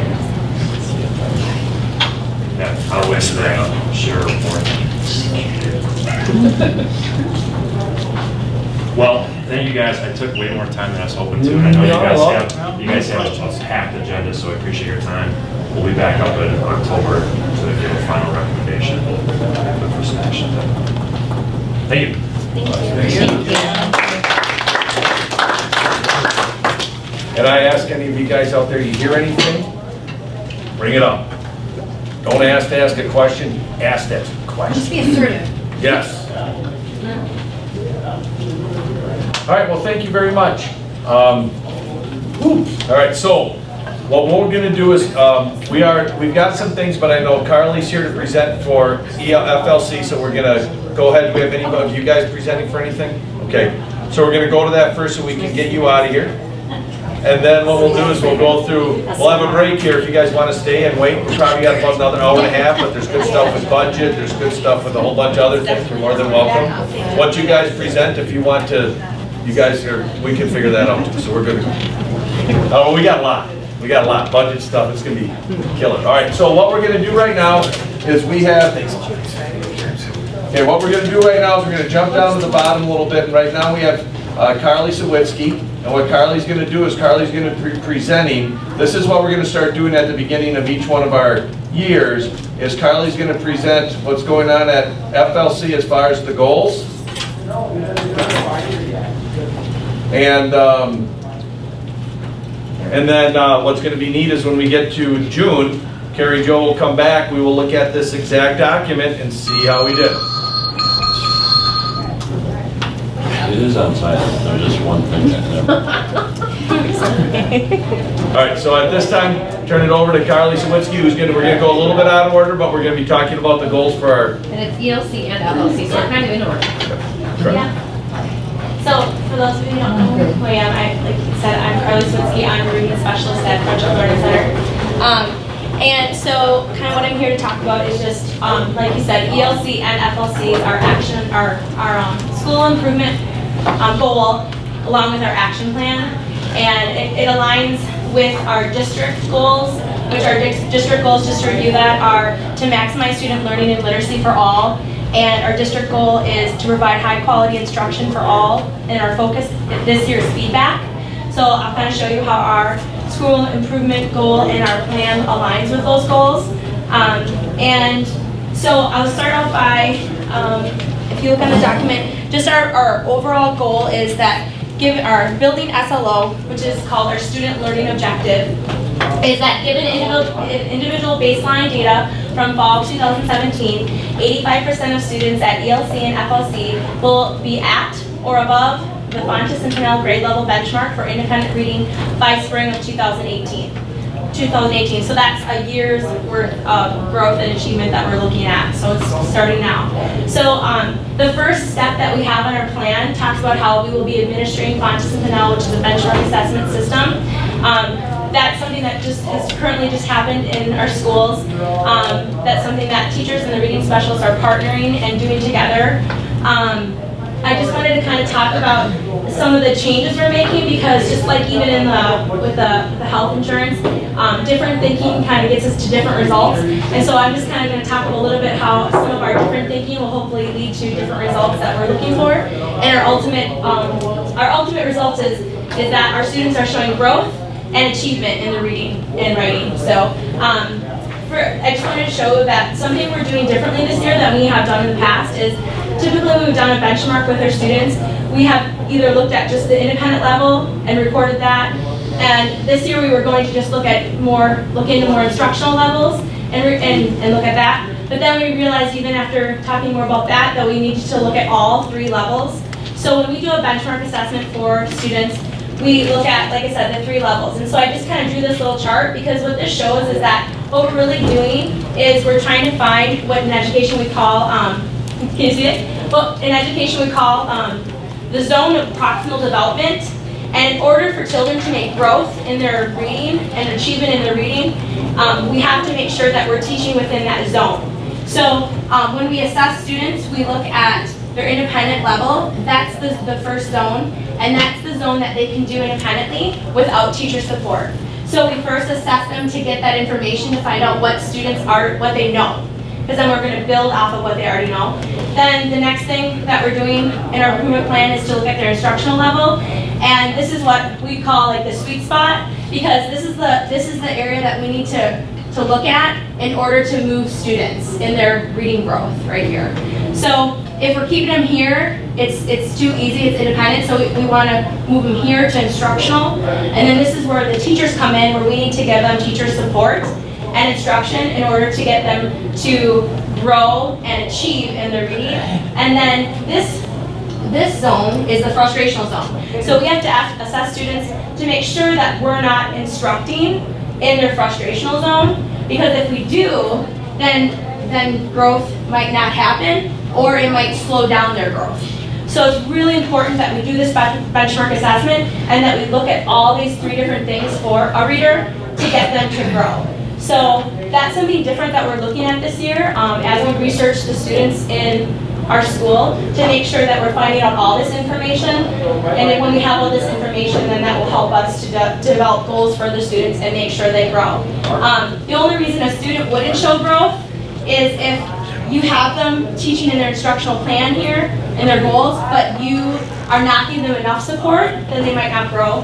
And if we're doing too much instruction in this outer ring, then they might not grow, or their growth and achievement might be slow. So that's something we have to be very mindful of this year as we are planning for our instruction. So that's kind of something different we're looking at this year.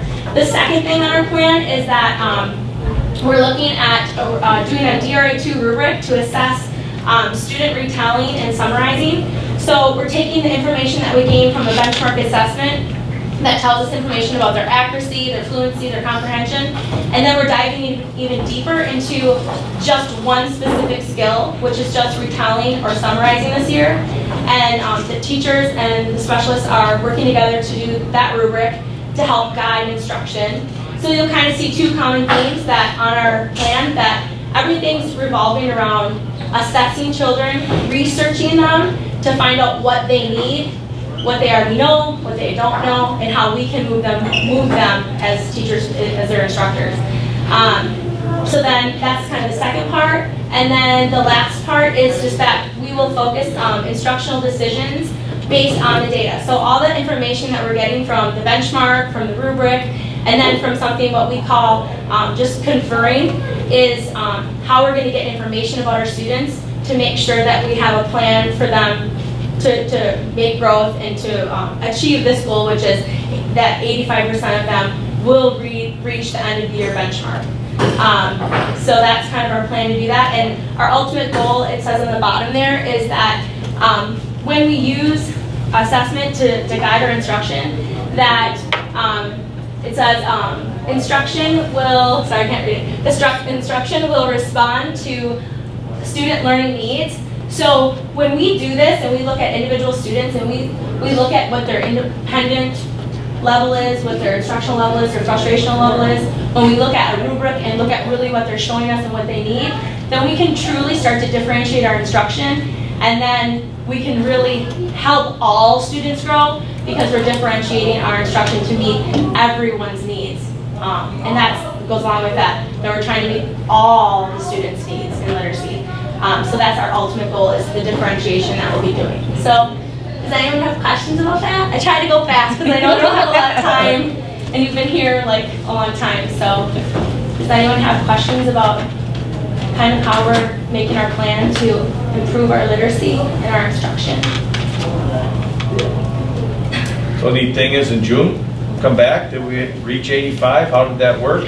How did it go with Lucy Calkins, and are some of the variables we're doing impacting? So cool. And one of the things is if we look at our growth from last year, even though we're using a different assessment other than F&P, we were using DRA, they're similar in nature. We were nowhere close to 85%. And it's going to be, I mean, this is a beyond a stretch goal. This is like a pipe dream to say that 85% of our students will be at or above grade level. The reason that we decided as a school improvement team, and Joelle's on that team as well, is that when you look at our RTI model, we know that in order for like our universal or our classroom instruction that's supposed to be reaching students, 85% of our students are supposed to be able to get to proficiency with that universal instruction. It's really that 15% or less that are supposed to need those more intensive interventions. So reading interventions with our specialists, special education. We're not there, but until we push ourselves and say this is our goal and we're not going to be satisfied until we're there, we're willing to put our necks out and say we're going to shoot for 85% because we don't want to set the bar too low. So. Thanks.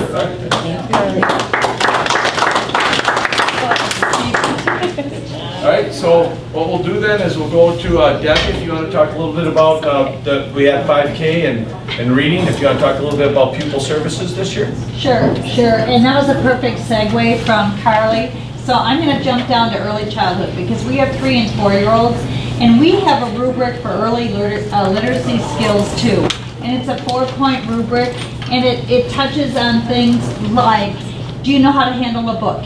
Do you know how to go from left to right and top to bottom and front to back? Do you know how to answer questions about a story? And then into retelling. And our retelling, when we do this with little 3-year-olds, especially our nonverbal ones, might be picture assisted and things like that. But with 4K, we will let them retell stories using picture stories as well and feeding into that rubric. But since I have all of special ed and not just 3 and 4-year-olds, I'm also going to move into the integrated programs and touch on those. The integrated programs, students do not follow the Common Core state standards, but they follow something called essential elements. For every Common Core state standard, there are 5 precursors to your standard. So within essential elements, the teachers such as Melissa or Trish Draves will have their students move up 1 precursor step toward that Common Core so that everybody will still make growth that way. So those are some things that we talk about in special education in our specialized program. The co-teachers then at grades 1 all the way up through high school will be meeting in PLCs at high school.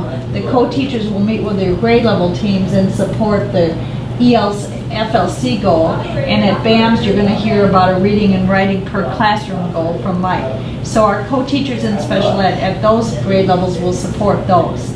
Where do we want to go personally to help them reach that? Some of my personal goals are, first of all, to believe that everything and every person that you meet, every student, every staff member, that our school district can be the best in the United States, in America, to educate all students. So what we do and say matters. What I do and say matters, what you do and say matters, and to make everybody feel that way. And to really believe that, and to get there, we have to provide that opportunity to listen to them, to be better listeners for them, but also provide some professional development along those lines so that we can start to close some of those gaps in special education.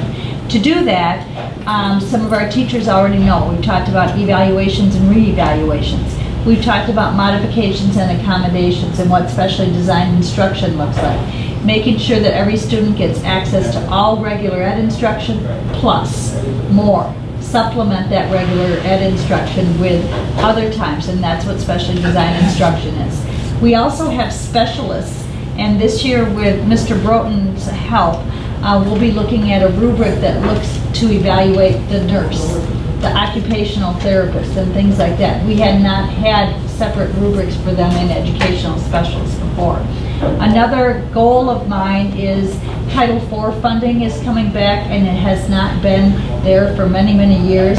And if our district does get $10,000 to look at Title IV funding, I would love to see the mental health dollars used to supplement support at the high school for maybe a Catalpa clinic coming in and on-site, not every single day, not all the time. The Trefford Center is already here in the building. Perhaps in the ELC overflow classrooms down there, maybe they have a site.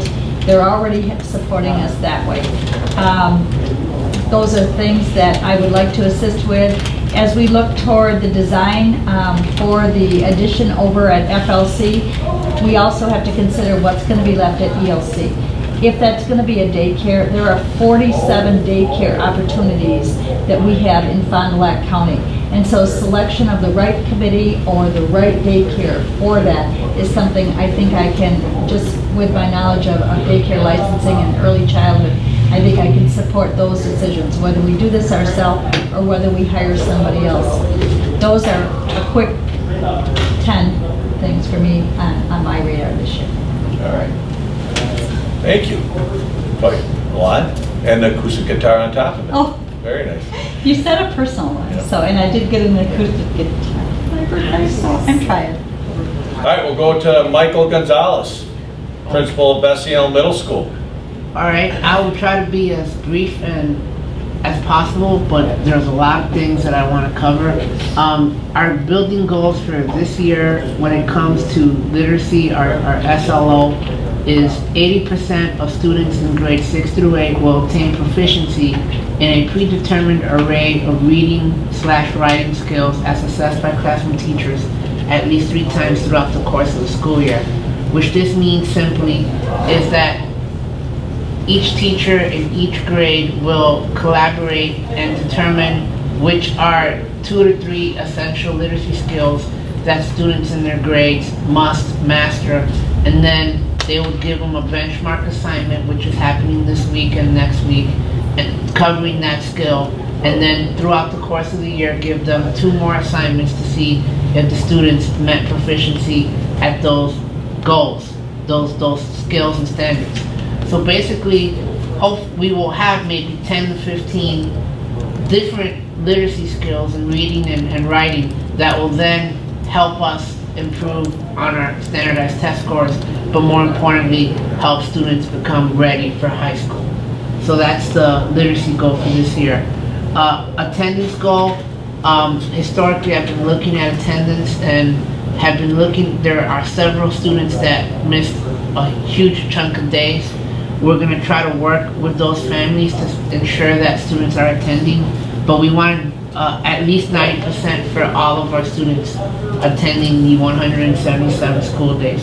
We would love it to be 95%, 98%, and we will eventually get there, but we need to work with the families and with Officer Hendricks and with our teachers to try to figure out how we can get students to maximize their attendance. Life, college, and career readiness is a huge focus for BAMS this year. All students at BAMS will participate in activities that will improve their life, college, and career readiness. Finding enrichment. We are going to try to encourage students to participate in activities such as athletics and clubs. There's a new club that formed this week called Fundraisers. They're just doing creative means and activities to raise money for charities that they choose. So we have that hurricane supply drive. They are doing lemonade stands in the cafeteria. They're doing pay 50 cents so that you can guess how much candy is in the jar. You know, they've raised almost $100 in 2 days, and that's going to go towards the purchasing of some supplies that will help our drive. Finding enrichment is a focus. Career modeling is another focus. We need to really engage students in exploring career options through some activities that include career-related field trips to businesses, job shadowing opportunities, completing academic career portfolio lesson plans during NEST, and basically also participating in career and college fairs. Last year we had a group of students job shadow at Micros Corporation. We had 8th grade and 7th grade attend field trips at MPTC and Marian University, and we're working on partnerships with UW Oshkosh to have students attend field trips over there. And whatever pops up, that's something that is, we're looking for more partnerships with universities. Self-awareness is a goal for students. We're going to continue to participate in the Strengths Finder activity so that students know what their top 5 strengths are and build upon them. And finally, we are having an emphasis on service learning. We are hoping that all of our students participate in at least 4 service learning projects throughout the year. We have a day of service that's dedicated to going out to the community.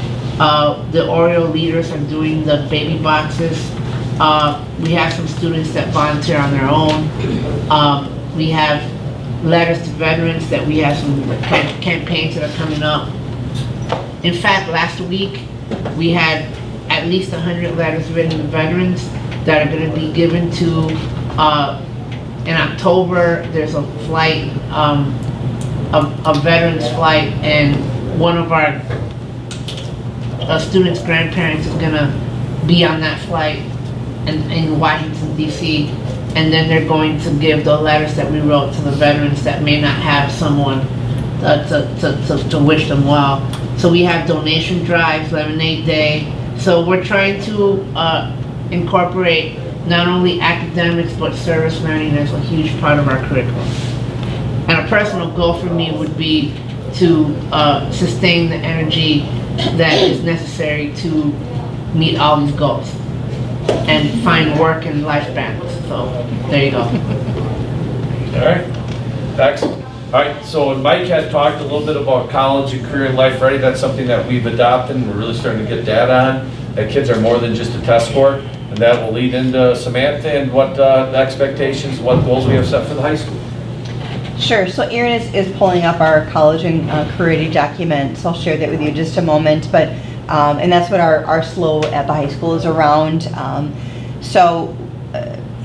This encompasses a lot. It encompasses, things like ACT, it encompasses community service, it encompasses attendance, it encompasses dual enrollment classes and so forth. So our building SLO for this year is by the end of the 17-18 school year, 100% of the class of 2018 will be career ready.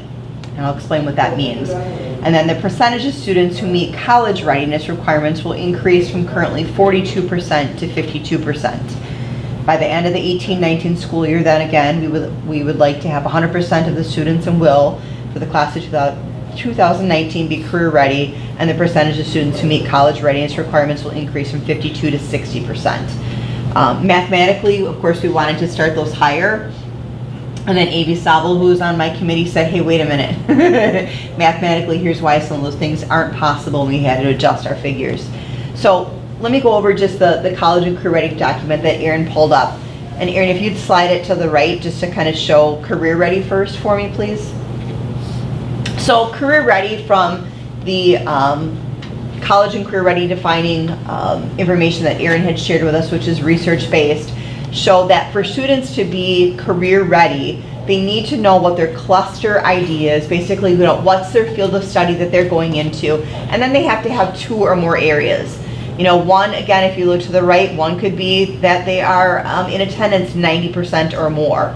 And really that's extremely doable with let's just say 180 days, make it round, make it easy. Okay, you can miss 18 days and still by this research definition be career ready.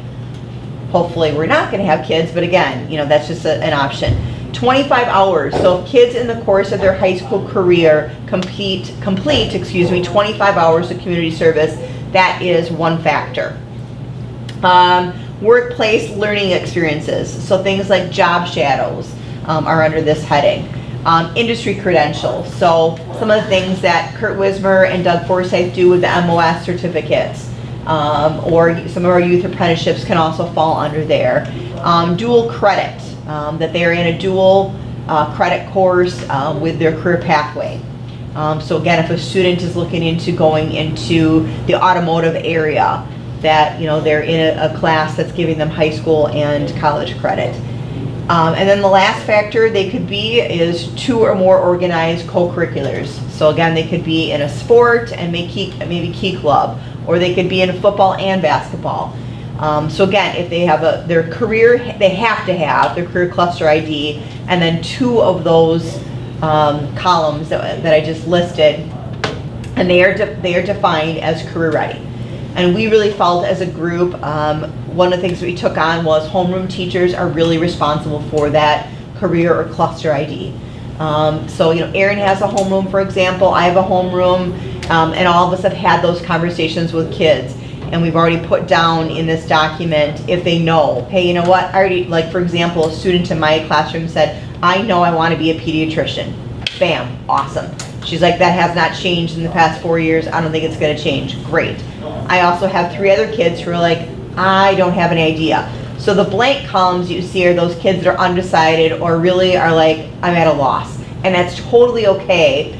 But again, what it helps us here is all staff members, counselors have this information. If they see a student, oh, I see that you really want to be a forensic psychologist. Oh, let me talk about job shadows. Let me look at your classes that you're taking. Or, if I'm a science teacher, great opportunity for conversation there. And if you're a student who doesn't know, then again, we need to continue to do our jobs and making sure that they're explored to different careers, that they've taken several of the trips. I think our counseling department does a fantastic job in making sure that kids get out. A few years ago, we were just finding that maybe parents, because of work schedules or lack of information, etc., were not taking kids on as many college visits, technical college visits, you name it. And so we kind of took that on. And I think that they do a fantastic job of providing a wide array of experiences for kids. On the left-hand side, the college ready. So again, we've kind of blacked out names here. So students have to have a 2.8 GPA. So what I did in this document right now for the class of 2018, and we've got columns for the rest of the classes, is anyone who already has that 2.8 or above is highlighted in red. Now, GPA, as we know, so these kids who are graduating in 2018, they don't have a whole lot of time to raise their GPA. So that was the mathematically portion that, you know, hey, wait a minute, we need to, you know, be realistic here. So we've highlighted kids above a 2.5. So if they had a 2.6, 2.7, somewhere in there, to see everything possible we could do to try to bump them up to get to that 2.8. And those are kind of our focus group. We've got a little bit more time, of course, for class of 2019. So if you click on there, and the same for the other classes, but that's where our numbers came into play as far as we looked at the number of kids who have between a 2.5 and 2.8 and said, okay, you know, what's mathematically reasonable for us to push up. In addition to 2.8, they have to have one or more areas. And the areas include, so for the ACT, these are the college and career ready numbers that they need to have. So an 18 in English, 22 in math, 22 in reading, and 23 in science. So if a student met those 4 areas and had a 2.8, bam, they are considered college ready. If ACT is not what they have, but they have the 2.8, do they have a score of 3 or better on an AP exam? Have they taken an AP course and earned a letter grade of A, B, or C? Are they in a dual enroll course and have a letter grade of A, B, or C? And did they take Algebra 2 and earn an A, B, or C? So if they have, again, 2.8 and one more of these factors, they are college ready. So we are really focusing, everyone has editing rights to this document in the high school, has ability to see things. As we have kids who will take exams later, as the semester is done, we'll update attendance on a semester basis. Staff members, if they have a student who says, hey, I know what I'm interested in, you know, that's going to be added. I know that Adam has shared with us a lot of this is an EduClimber as well. But we started this document last year and kind of want to, it's user-friendly to us, so we're going to keep using that. Where does CAP fall into? Is that the dual enrollment? CAP is a dual enrollment. And we are heavy on CAP, and I hope that we will continue to be. I think CAP is a very successful program for us and many other schools. You know, personally, I'm a huge fan of it over AP. I think it's more college real. You know, that our people are teaching a college course, the syllabus that they follow, and as long as the student earns that grade in the class, they pass. Versus AP, you take a class, you know, hope on one day that you have, you know, studied and you're prepared, and one day you have to score well on an exam and pay to take that exam. So, just and there's my some 2 really cents. great, I was at my superintendent's conference, and they're working on, there's like dual enrollment, there's course options, there's different words, but they're calling, or like pre-college credit it's going to be, and what they're trying to look at is to really get that CAP. That there's a lot of schools that are getting more and more into CAP because it just makes sense. It's a better program because you get the experience, you get the credit, and they're looking at setting a cap of every kid will not pay any more than $90 a credit for that CAP. And currently the district, we pay half of that. So you're looking at, I'll give you an example. My daughter Paige, 18 credits to Madison. All of them got accepted. For the class she's got, she's a sophomore. And our kids, the $90 credit, free reduced kids pay $45. Yep. So actually they pay $22.50 because we play $22.50. So, I mean, it's really reasonable. And it just, you know, again. I'm so proud of the high school. We've changed the conversation. Like you ask a kid to choose a career pathway, like I could speak of my own, they have to pick. Now that doesn't mean they can't, they can change next week if they want. But just start thinking about what you're going to do. And what I love too is when people say, what's it mean? Well, your kid's career ready. Before this, we could say, well, we think they have X, Y, and Z. We could tell them right here. And if a parent asks you, what can my kid, and we could tell our homeroom kids, you're not career ready yet until you do one of these things. Your attendance is good, but are you in 2 clubs? So this really gives us substantial things to help kids. And just a couple other things that we're doing to support and made some changes. We decided, and Adam and I had some great conversations around this too, where I kind of shared information with staff. We have had PLCs for grade levels for a while, And I just think there were some things that needed to change, and our PLC is changing to departments. So this year they've started off, so the 3 math teachers are getting together, and then can have that question, going back to the first question of PLC, what do we want our kids to learn? And so they're spending more time, we don't have the team time that the middle school has, so we really have to use our Wednesdays that we meet. But those teachers are having a lot of hallway conversations. And so we're just providing just kind of a change in what we do PLC-wise. We meet in the library every Wednesday for PLCs, and then Adam and I have kind of supported them a little bit on, hey, think of these questions, kind of reminding them of the PLC process. And then what we did as a staff is we said, we have to support the ELA Common Core standards, and maybe we are our own enemies in that we're not consistent. And so we're a work in progress, but 2 of the things that we've agreed upon, English department said, something simple is that our kids never capitalize I, and it drives a couple of the English teachers nuts and things, and said, okay, I don't care if you're in a tech ed class, a music class, an English, Spanish, you name it, when you are doing writing, make sure the kids are capitalizing I. We're not punishing them, we're going to circle it and hand it back to them with just hey, what do you need to change, what do you need to do different, so that we're not always just correcting it for them, but kind of forcing them to make the change. And then the second one really was, again, kind of an easy thing to do in all of our formal writing, and we mean that by what are quizzes, tests, projects, short answer questions, that we're going to make sure the kids answer in complete sentences. We were not consistent across the board. So we had some staff were doing it, some staff were like, hey, answer if I get it, it makes sense to me, okay. But I think that just, again, adults need to be consistent, and that's part of what we heard from Adam's presentation, in that's why Friendship and Bessie Ellen had seen such great changes, is because the consistency of the adults. So those are 2 things we have agreed upon, and then now as departments are really able to focus and go over, like, if I'm a science teacher, okay, are we all consistent again in our lab processes? We've gone over this a couple of years, but let's make sure we're using the same verbiage for kids. You name it. We also are kind of tweaking. We had used the middle school reading and writing posters last year, and one of the things that I think we needed to do a better job was making it our own. So for example, Krista Kleinerman, shared, hey, I love Defend Your Thinking. I don't think that the high school wise that should be our first thing. We want kids to, basically be able to explain to us and know their purpose. So she's like, hey, I'd like to tweak it so that know your purpose is first. And so that's a work in progress right now. But feeling really good about where we're at. And again, we're going to continue our ACT prep. We've changed that a little bit more to kind of a rotation grouping. Some of the things we've added is that, for example, Mr. Dieter is going to take on 2 weeks per group of English, and so it's really his goal and must that he's got to be more acquainted with the ACT. He's got to know, hey, what do I need to go over with kids? Mr. Hively is doing 2 weeks with math, and again, specific that they're not asking pre-calc on the ACT. They're asking algebra majority of the time. They're asking a few geometry, but make sure again we review that. The kids who are in pre-calc right now haven't had algebra in 3-4 years.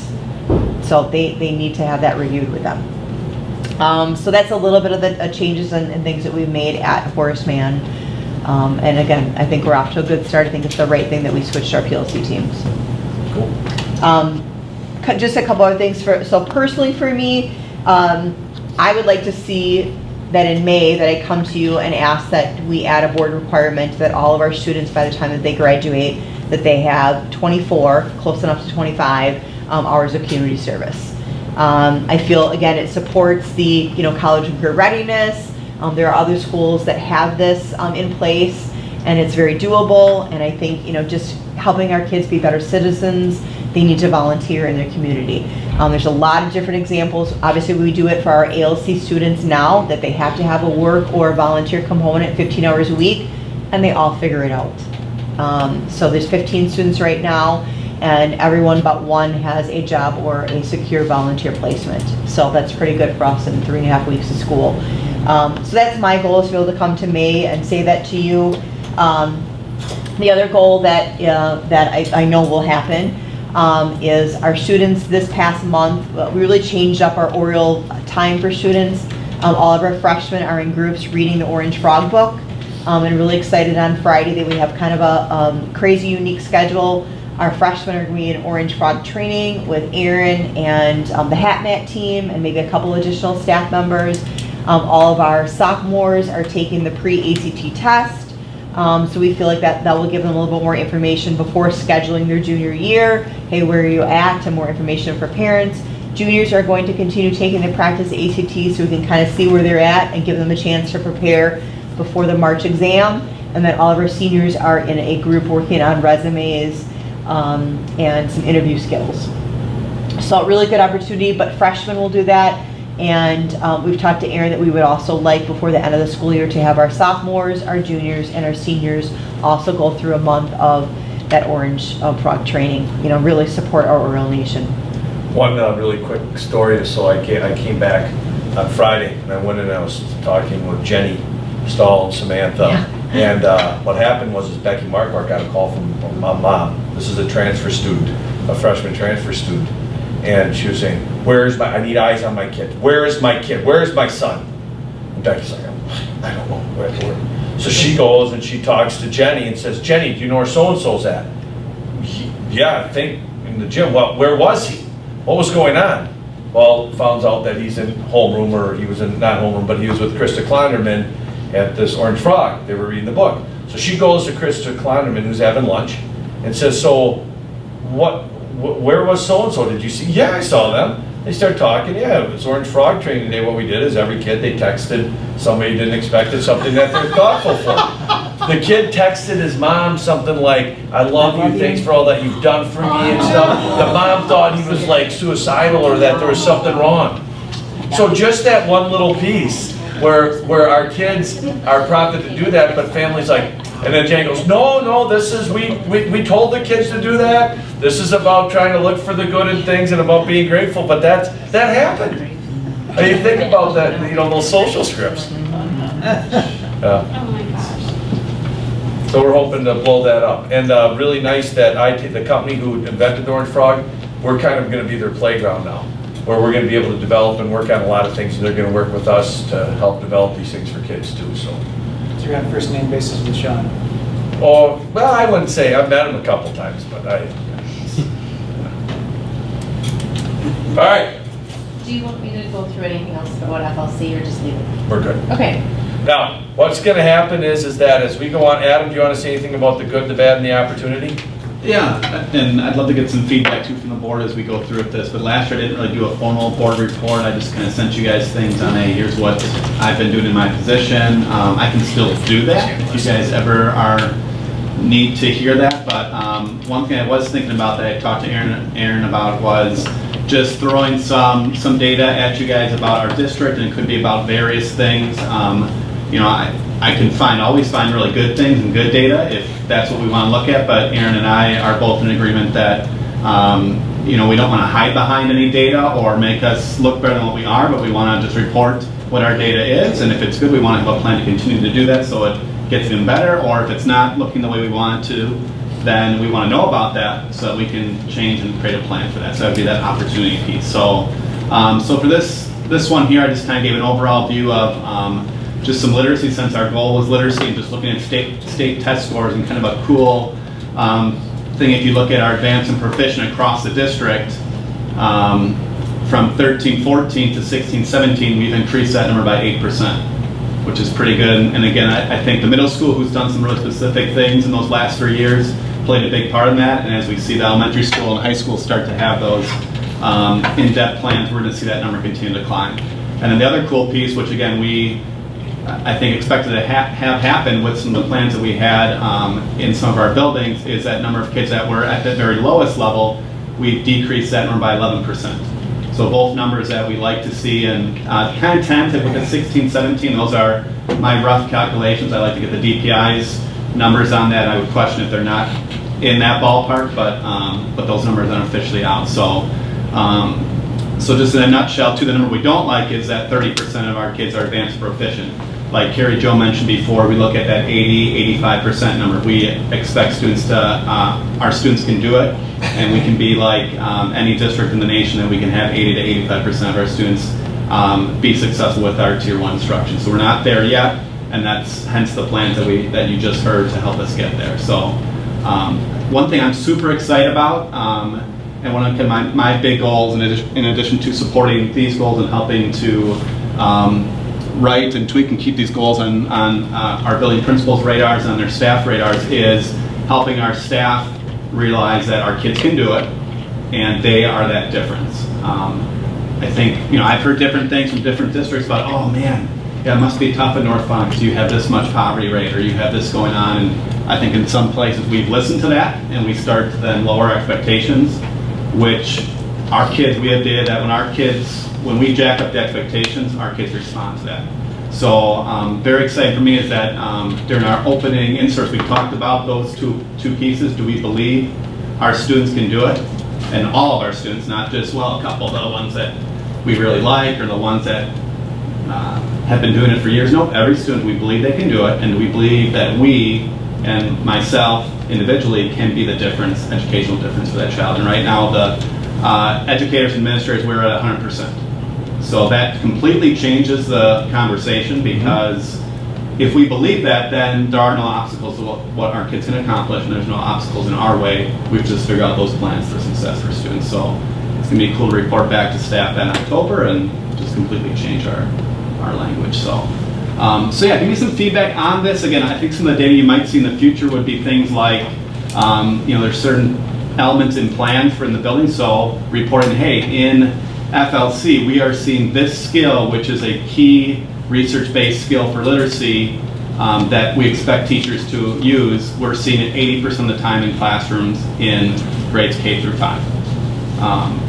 We'd like to be at 100%, so if we come back it's 85, we'd probably say, hey, here's what we're doing to get that to be 100%, because we want all of our students to have access to that skill.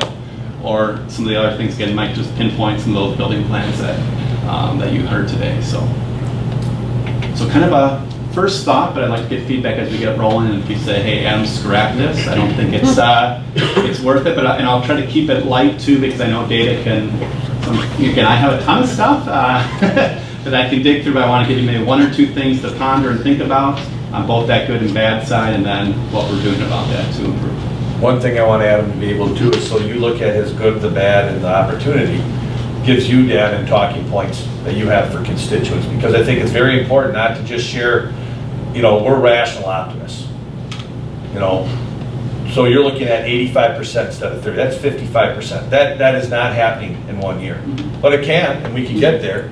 But that way you can have information. We are not perfect. We do have work in different areas. And you need to have that data. We have to own our data about what our skill set is and things like that. But if you have all this information, if you say, well, we're only at 30%, well, that's 8% higher than we were a while back. So I want Adam to be able to give you information on this that you can utilize when you talk to community, or that can help you understand a little bit more about what's going on in the buildings. And just another quick plug, thinking back to our middle school, I don't know, I'd be happy to share this too at a meeting, but we have one of the highest ranked middle schools in the state by the state rankings on the DPI report card. When we look at either the size of our middle school or the economically disadvantaged percentage, which is pretty cool to say. We actually gave a presentation last year. I'm going to the state curriculum assessment conference next year, giving a presentation to the state about some of the work the middle school did. We had the RTI Center in Wisconsin contacted us to say, hey, what are you doing? How did you get these results? And Mike and I are going to present there. We have a team going to the state literacy convention from the middle school to present in February. So, we talked about that blueprint at the beginning of the year, and you heard some of that in the building plans, that as adults, there's nothing wrong with our kids. As adults, if we are doing the things that are research-based, we know is proven and works, if we're on the same page about that, our kids respond to it. We've seen that happen one place, and we'll start to see it happen in other buildings. Cool. All right, thank you. So that's another talking point. So get used to now, this is by far, hopefully, the longest board meeting we have all year, because we still haven't gotten the budget yet. But just know that now next month, they will not be speaking to this. They will present and they will update the plans that they have. And then you will look at them. If there's any specific things, little quip that we want to share, we'll do that. But for the most part, for the rest of the year, my expectation of my administrative team is to update those documents based on their goals. Continue in our board packet. You can always look there to have important dates or things that are coming on, but not so much that. They're also getting good at making sure that you get on a weekly or bi-weekly basis that update for each school so you can see what those dates are. And then they will be here to answer questions for you. So we should be pretty streamlined after this.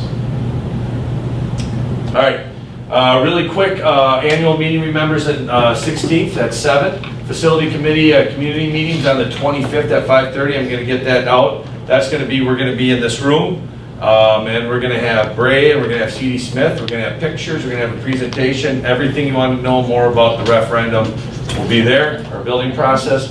Then we have a regular board meeting after that at 7 o'clock. I want to really quick, I got Dave and I on here, I want to do a quick building referendum update because we had some incredible news today. First off, Steve, myself, and Maria, and if any other board member could, we're going to go to the YMCA tomorrow at noon and have a conversation with the YMCA about some things that they say they could bring value to our district. So we're going to go talk to JJ and Greg there, kind of get that going. Talking with C.D. Smith today, Greg Saab, who's also on the Y board. We looked at some numbers, so I'm going to give you some data information about our building and costs and our initial budgets. But before we do that, let's look at some cool quick pictures. My goal is by next week, Tuesday, that I will have updated the building website, and you'll have all what you're going to see here on there for anybody in the world to see. So first off, Aaron? Yes. Just real quick, the facility meeting and the regular board meeting are on the 23rd of October. Oh, that's Monday, the 23rd. Yeah. Perfect. Thank you. Sorry for that typo. 23rd, Monday. 23rd, Monday. All right, so first off, I had sent this out. This is kind of what I'm thinking of for our mailer. We're going to do a mailing probably in a week. Like to hit everybody, it'll be a postcard. The front will look like this, and it has a preliminary talk with C.D. Smith and Bray of when the projects are going to be done. That's an interior picture of one of the learning lands, so people can kind of see what that's going to look like. We're going to have 4 of those. I believe, it won't be Africa. This is probably, I think this is Asia, which is 3rd grade. So our kids will not be going to 3rd grade, they will be going to Asia. So this is kind of that room, and then on the back side, or we'll have a picture of the back new entrance with some more information with a reference to go to tinyurl.com and then NFDL build, and this will go up. So this will go out to everybody in plus because we can't cut into postal routes coming up. And my goal is that we're going to keep going, then we're going to keep going to this process every 3 to 4 months, maybe quarterly for this. But the idea too is that I'm going to start communicating. This has been a great opportunity for us to communicate and start to communicate more with our community at whole. So I'm hoping that it's going to turn into a like I think Rosendale Brandon, that they do like a bi-year or quarterly update on a newsletter that we can start to fashion too, because there's going to be a lot going on and growing. So any feedback on this? Okay. All right, so let's just really quick, I know we've seen these, but there's some exciting things here. Go through this quickly. This right now is just the most up-to-date, where we look at our new construction. The red is where we have remodeling, and then you can see this is the preliminary Y part on the outside front of the gym. So we've seen this before. Second floor, very similar. We've got the track above the 3-station gym, and then the second floor there. This ELC FLC band, horse man has talked with Bray. We're starting to get plans there. We talked with our tech ed crew. Very impressed and excited about that. We're going to invest about $300,000 into that tech ed area, so that's going to be exciting. This will be exciting for the gym audio. We've got about a $12,000 project coming up from Aero Audio to make our audio better in the gymnasium. We'll definitely go through you, Pete, so that we know how it all works when we hook up for graduation. Once again, this is the rendering of the outside, the new front, which is the current back of Friendship. This would be the remodeled hallway of our Australia, which is kindergarten. So you can see even in, this is where the Australia thing would be, there's lockers. So even in the older areas, the color theme, the new lockers, the different things, this is Australia, what it would look like. Okay, this is not, so then Africa, which is 1st grade, so you can see like this is, so this would probably be currently right over here would be Deanna Lepke's room, and then there's Amy Walters and all the way down. So you can see that even with the same kind of area, this is how Africa would be. looking when it's remodeled for first grade. This is one of the learning lands. This is North America, 4th grade. We're gonna go with a darker blue, but you can see going in, and each one of these things have a whole bunch of different things. Kids are gonna learn about our world without us even teaching them as they go through. So this is where the lockers are in North America. This is 4th grade. That goes down to Europe, which is down here. You can see there's different languages of hello, and these colors carry through.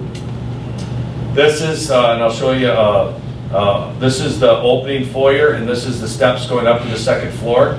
They have this at Wanakee and some other areas where you actually have like a staggered area so kids can actually sit and learn. So this becomes another expandable space going into the Oriole Fieldhouse.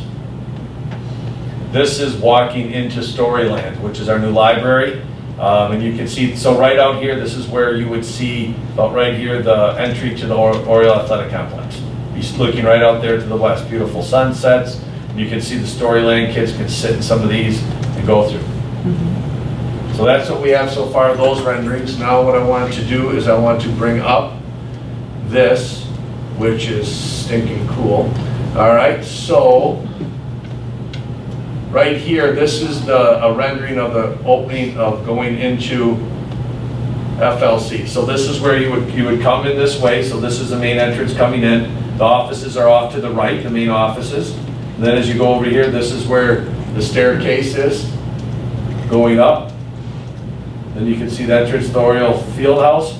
This right here is a door that would go out to the playground on the back side where we also would have the cafeteria.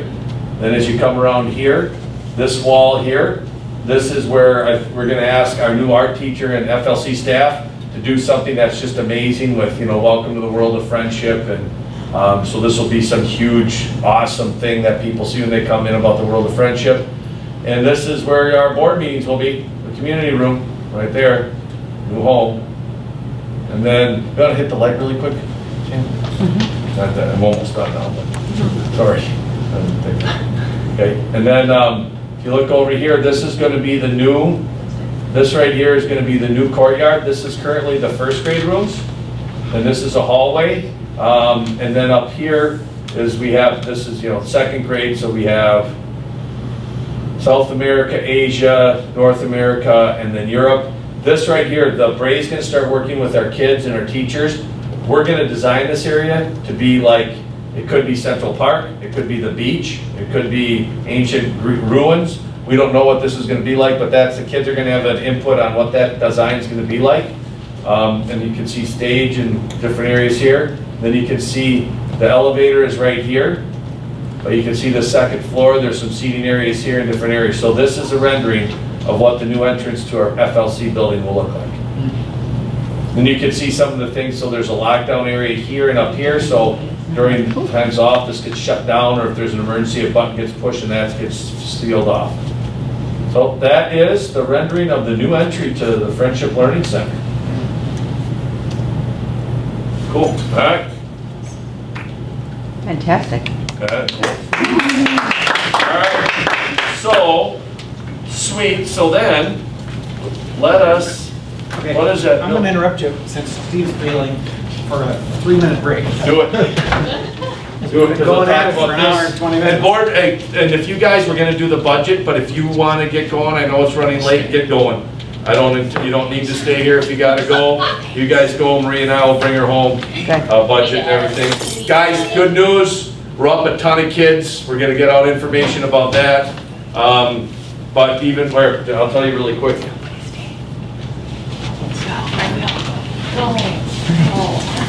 I'm gonna get all this out this week too. You got Erica, you get all that good?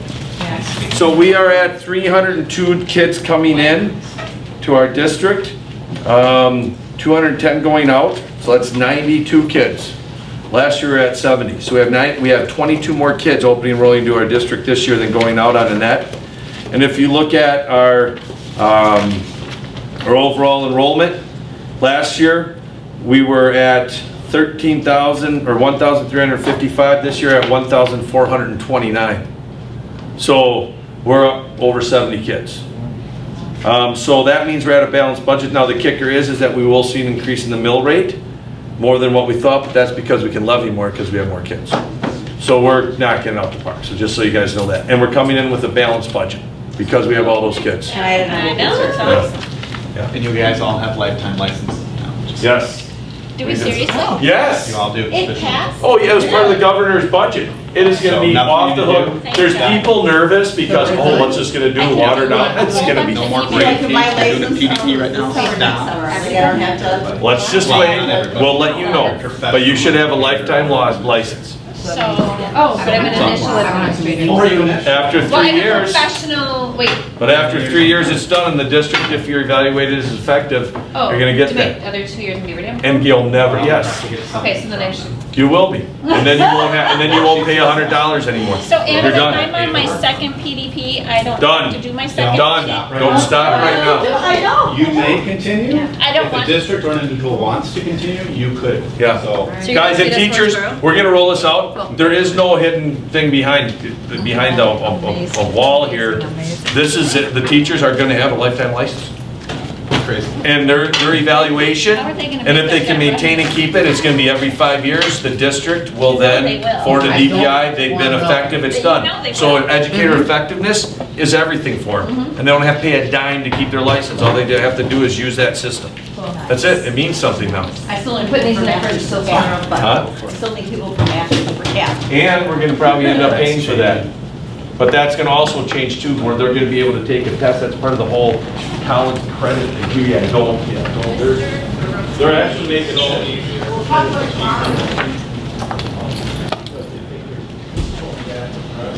If I play my cards right, I'll have Good night.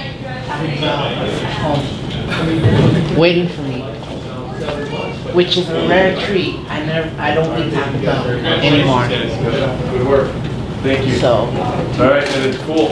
I'll get all this out. there you go.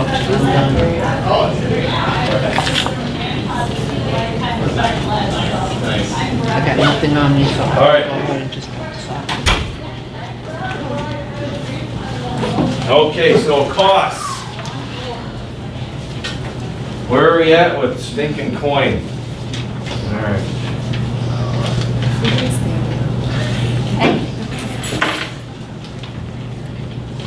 And then what we'll do after this, then it's new business, and I would recommend going to the budget, then we can get Maria out, and then we'll have a couple other, oh, the other ones won't even be that much. All right, so I met with Greg and Dave this morning, and Greg from CMI, from CD Smith, along with Bray. So originally, I want to go to our original quote for the FLC building. It was at 25,750,000 of the 27.5 million. The rest of that, just under 2 million, was going to go to ELC. Okay, so that's where that was at. We'll wait for Steve. Anybody want more water or anything? So this isn't even kicking off cold. No. Is it?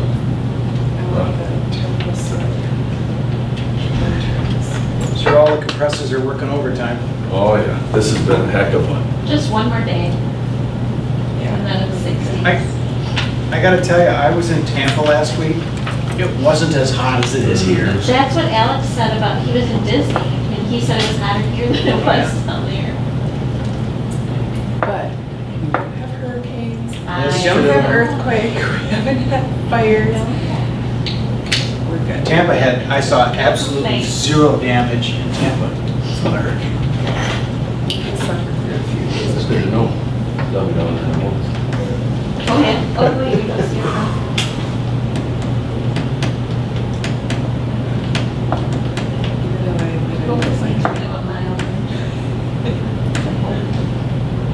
Yeah, we have window units, window air conditioning. Diane's got her I was theory. gonna take them out so I can see Fine ones we have on our tours. That's gonna be bad. But she seems to think so. Oh, see, I'm thinking that the law of averages is gonna kick in, like we had a super hot summer, so now we're gonna have a cold winter. Yeah. It's my- Snow on the 31st of October. No. God. Does that fly out? November 1st.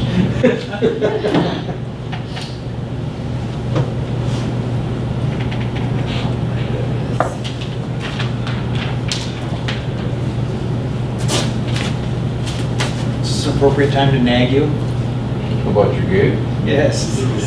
I was waiting for it.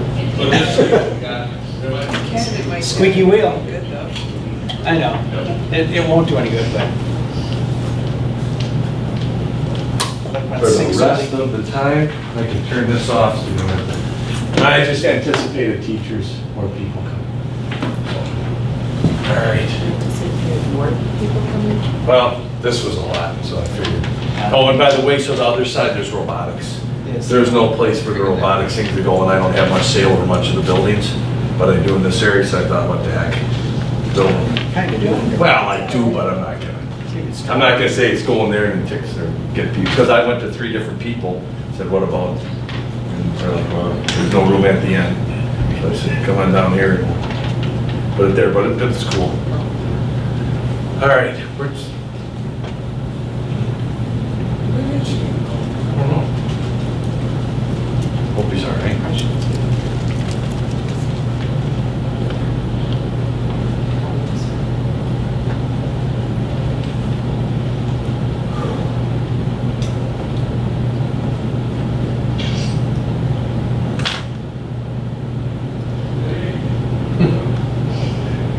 So is it just the rendering, or is the entranceway seem to have a disproportionate amount of free space? It's fairly large, Is but it for queuing people up and getting the bus people lined up? a lot of people. You know, K through 5 at 125 a grade, So that's a lot of kids. a lot of kids coming and going, Yeah. funneling in, buses unloading. You know, and that feeds that big gym too, so. That's true too. Now, is there gonna be seating in the new gym? There's bleachers on 3 sides, kind of about the size that we have in here, height-wise. Short ones? I can't remember the number of seating. And the new triple gym at the expansion. Bleachers on 3 sides. 3 sides of the. So when it's divided, Both ends and then the south wall. so if it's divided, then you'll be on the sides of the court, on the end courts, and you'll be on the end of the court in the middle one.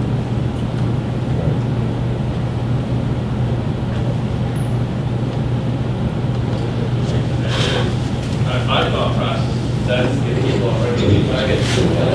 Sorry. All right. Glad All you right. did. Okay, so here we go.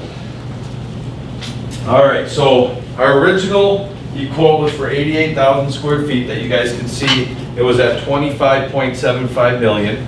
Current quote, all the costs is at 27,800,000. Okay, but that's awesome, by the way, because I'll tell you why. We went from 88,000 square feet additions to 92,000 square feet. In the quote, we also said we didn't initially think about much of roofing at the current FLC, but we think there is more problems. We have $400,000 more in there. We had lockers for everybody except for early childhood, and we had some kindergarten. We added lockers so everybody has them. Window replacement at FLC, we upped that $200,000 because we know that's a big deal. Nano boards or nano walls, these are the high, anybody who went on the tour when you went to Wanakee, those are those glass walls. They're like 17 grand each one. So we have that in there at $260,000. That's in this cost. And then $150,000 for playground equipment, along with 7,700 square feet for the Y edition, which is broken at $1.2 million. All right? So that $27.8 million is everything, luxury vinyl tile, those nano boards, concrete more than steel studs, everything, okay? Now, Greg Sabel said he's gonna now go back with Clint and Allison, and they're gonna look at the plans. We're looking like this right here is called VCT, okay? Or no, BCT, right? Right, Dave? VCT, and this is about half the cost of luxury vinyl tile. Carpet, I think we had at $4.75 per square foot. We could get that cheaper. We have all brick and mortar in between all the classrooms in the new addition. We might only do that on the outside and then do steel studs with drywall, which makes it more flexible and it really doesn't do anything, but it saves money also. So we have not gone back and looked. My goal, and I don't know if we can do this, is he's gonna come back on, I said, we want to have a meeting as close to November 1st as we can. And at that time, we want these numbers dialed in, and then we want options. So if you don't go with this, and we go with this, what would it cost? If you don't go with this, and we go with this, what would it cost? My thing, as we were leaving, I said, our goal is to get this cost down 8 to 10%. He didn't say he could do that, but if we can get it down 8 to 10%, we would be below what we originally thought for more stuff than we originally believed, okay? Now, the YMCA, let me talk about that. We never had that in a referendum. Okay, I think that's the only issue we have here. I think we all see the value for it. I think if you see how this could really have an impact on bringing in the community, and it could be a revenue generating stream, it could do so many things for our schools. It's for people who don't have kids here, especially the elderly that could get on those silver sneakers or whatever, it'd have a huge upside. But we didn't originally have it in the referendum, and I think that's a critical part of it. So when we look down at that original quote, with the YMCA $1.2 million, what I would say of that one, this is my first answer. So in that YMCA space, that would be our building, okay? We would be able to utilize those rooms during the day with our kids. We'd be able to utilize the cardiovascular equipment with kids and staff. The Y would work around making a schedule and lease that space from us, okay? We would still have this part of our, so in those break rooms, like we're gonna, tomorrow, that's one of the things we'll probably see is that 80-inch screen where you push, I wanna learn how to do meditation for kids. They push that, the kids get to go in there, do those things, and I think it can help in many ways. So what my thought process is that, first answer is that I think we can very much justify that additional 7,700 square feet as the district picking up a third of that cost, because we'll use it. That'll be that's something I think that we could say, well, it's a YMCA space. Not really, it's a district space. We're using it a third of the time for our kids and for our staff and for what we need. And then if we can do that, then we talk to the YMCA's and their board and say, we have to somehow generate $800,000 of other revenue in order to get this done. Now, what could happen is, this could very well be another capital campaign for the YMCA. There's a difference between having somebody support incubator EDU or athletic complex than having somebody support a YMCA. I think that was, I was talking to Greg and I said that number $800,000, we'd have to find additional or an external different revenue source. He said, okay, and I think that's something that we could look into. But I'd say from right now, starting going forward, what we do is we say, okay, with the YMCA space, the district probably picks up a third of that cost. We have that flushed out because we'd use that space. And then the other 2/3, we have to try to find an alternative resource other than revenue from our referendum. Unless we get these costs down and we feel this might be something we want to do, we can always survey the community again.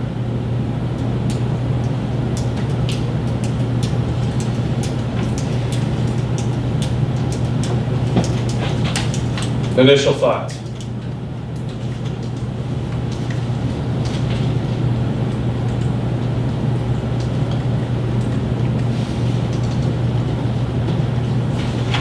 Well, I certainly share your concern as how some of the members of the community might accept this as being lumped into part of the referendum. Now, you didn't ask us about this, and yet here's this space that you're gonna stick to.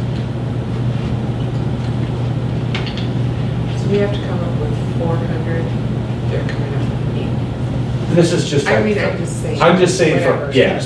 Kind of spitball. Yeah. I mean, we take that YMCA part off, we're almost at budget. And that's the stuff that I wouldn't suggest we get. We don't need a Porsche. I mean, there's some things that we could see some cost savings that nobody's gonna know the difference. They're gonna be awesome things. It's gonna work really well. I really believe that we can get these costs down. Dave, would you agree? I agree. The one thing with going from the masonry in between the rooms and going to steel studs and drywall is just the mobility of, how many times do we want to move a wall here and knock down the wall is a little bit more difficult. And you're used to dealing with PST everywhere else in the district. VCT. Yeah, VCT we use everywhere, so it's, and that's what he said, twice the cost, you know, Yeah. do we really need it? All the rooms are only gonna be about a third VCT and 2/3 carpet the way it is, so, you know.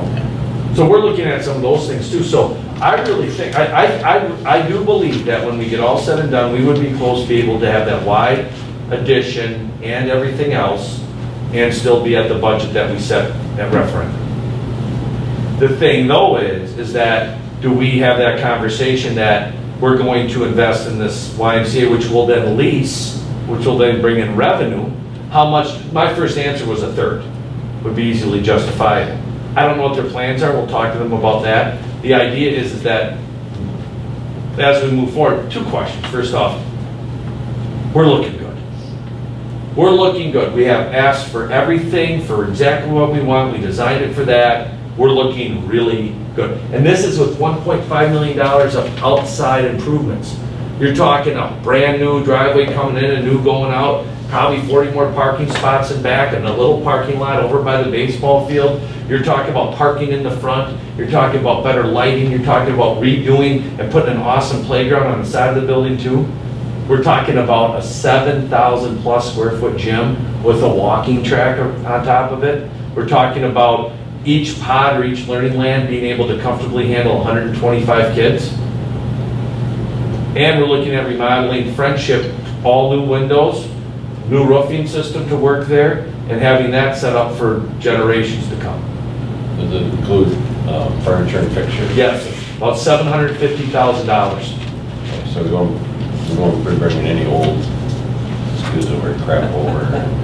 Nope. Some of the, and what we're doing is getting good at this.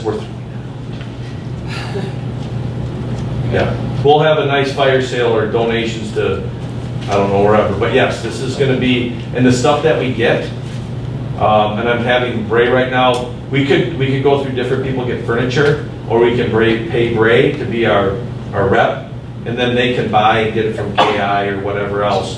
But that's going to be another process. We're going to talk about Bless You in November, so we can find out what we want. And then to clarify, did you say that our portion of the Y has to be outside of the referendum money, or? No, in it. Yeah, okay. Yeah, in it, not like outside, but part of that, because that's our building. That's part of the referendum. We're just adding, because we'd have extra resources, adding some workout areas for our kids, some cardiovascular, something we didn't have in there. Right. But would we build it all if it was just for us? All right. Probably not, but if we then can do those other things. So I would say that $400,000 would be within the referendum money. It's just the other 2/3 where, how do we justify, where do we get that from? So it doesn't impact the building. Sound good, Maria? And this leaves the same budget for ELC that we had before. I would also suggest all the money we make on our bonding issues, which is going to be between $350,000 and $400,000, we focus that on the high school, middle school. And there's more things I think we need to, if you look at, like you're sitting in a classroom, we're going to have to do some remodeling and add some classrooms and do things, and this is the time to do it. And the current quote, is that still including ELC, or this is just the new building? This is just the new building. So the original was 25.7, now we're at 27.8. 2 million more than. But that includes 4,000 more square feet, not counting the Y, and 7,700 square feet of the Y, plus these other things. We made sure, these are the things we really think we want. Now when he's going to go back to ideas, so this month of October is Greg will be working with Bray. He'll be working with his other subs. The nice thing is Kewaskum has just gone through a bidding process, so he has a pretty good idea. Like for instance, looking at Spancrete, working with Spancrete to see if this is something that, get them on board, because that's a big cost. Do we do Spancrete or do we do blocks? What happens? So a lot of variables, but my goal, when we got through all of this, I'm thinking, we got that, you've seen the renderings. They know what we wanted from the get-go. We know it's going to be energy efficient. We know that we have built in there the money we need for the stuff after this is done. And if we can somehow save 8 to 10%, because we lower maybe the, I wouldn't say quality, but we lower the type. Like instead of luxury vinyl tile, we go to just the VCT, the vinyl tile. Maybe we look at a carpet that might be just, maybe we get, it's the same kind, or the same value, or the same grade, but we get it at a different value because maybe it's just a little bit different. We look at, instead of doing all sit or all concrete blocks, we look at changing and doing some steel studs and drywall. We look at the exterior of the building and maybe change the dimensions of the bricks that are utilized. We look at, right now, this is considering that we do a brick or a Spancrete gym, and then we do bricks on the outside. Have you seen the St. Mary Springs gym? That's all concrete and there is no brick finish. We could save money if we just do a finish on the concrete or if we do a combination, but right now we have it priced that that whole gym would also be brick on the outside of the concrete. So there's some things that we can do that won't drop the aesthetics, but could have significant savings. That, for me, it would have to be the right kind of stuff, so we don't look like, we got, I know we talked about, what, Cadillac on the inside and Chevy on the outside or whatever, but I still want it balanced somewhat, so it's close. So, walk into what looks really nice on the outside and then I think that kind of, where it's noticeable, where you. There will be, I can guarantee you, your names are gonna be on a little block of the front entry along with mine. And when people look at this, because we're not gonna be here forever, they're gonna be like, those people did it right, guaranteed. This whole process has been about shooting for the stars. That's this whole process has been, and we can afford that. So my thought process, looking at these renderings, looking at the pictures, we're even having here cost for signage for the North America, Europe. I mean, it's not just gonna be that building that they come into, everything is gonna be done. We also talked today about, like if you think about your house, how, like maybe those parts up in front, how you're not gonna finish those beams, you leave them 6 by 6, but you never get back to them. This will be done. We're looking at possibly putting in maybe, what's that called, sod instead of grass for some areas if we're gonna need to use it sooner than later, so definitely. So it's been fleshed out pretty detailed. Oh, yeah. No, this is gonna be one where we're gonna be, one of your legacies in your life is gonna be that you're a part of this. It'll be that good. Greg was real confident on bringing that number down to like his big example was Spancrete. The increase in Spancrete costs right now is super high. And they can actually lay 12-inch block and then face them with brick cheaper than they can Spancrete. Cheaper than you put up Spancrete and still have to put brick on top of it. Right. You're still putting the brick there no matter what, but it's just time. Spancrete could set that whole gym in 2 days where block's gonna take them 2 weeks, to a month. Yeah. Actually, it's a lot better than I thought it was gonna be. Oh, me too. Oh, yeah. That walking track? I just want, and I know everybody's on the same page with this, whatever we asked from the community. Yes, reuse. Well, can't exceed it. Absolutely. No, but I mean, like with the why and what, if we're gonna do something like that, that was not part of what we had in mind. And I know it's all transparent, just repeating. Yeah, we will be, this is with everything figured in, because neither one of them want to look stupid. All right, I think if the cost comes in where we promised we'd be, and there's a correlation, it's gonna be, I don't know, probably personally though, if there's a correlation to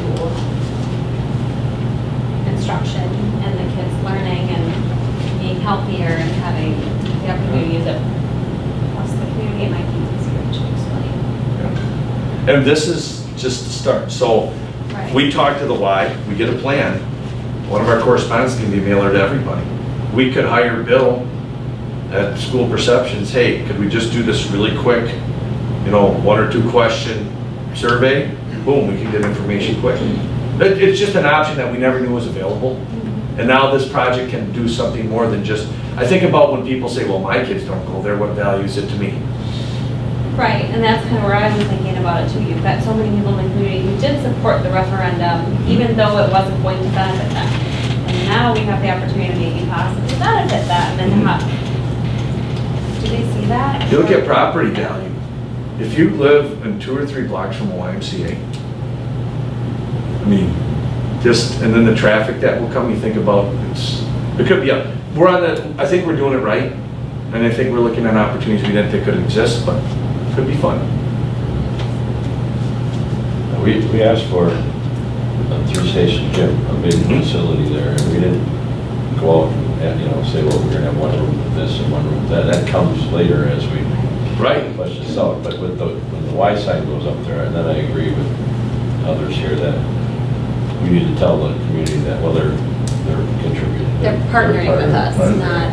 We're not taking your money and giving the Y people a Y. Or what we do is if we're using it, just thinking out loud on the camera, you guys, and thinking out loud that if we do go down this road and we can't afford that within what we're gonna, our budget that we had previously set, we could say to the community, look at what we're building, and now we're gonna generate X amount of revenue every month because we built this to not only maintain this area, but help to also get more money into our district. We're dealing with hypotheticals, but it's cool. So we don't know where it's gonna be, but that transparency is not, so. All right, cool, thank you. I'll be here to answer more questions too as we go on. We knock out the new business and then rock and roll. All right, that's, just a couple really quick. So Steve and I are going tomorrow. Anybody else wants to? And Maria. Calendar, I'll be having something come out in October. Looks like I'm hoping to start the third Monday in August in 2018-19 and get out maybe a week before Memorial Day. And then not going back until the month. Say that again? Start school the third week in August, get out a week before Memorial Day, and then not start until the Monday after Labor Day.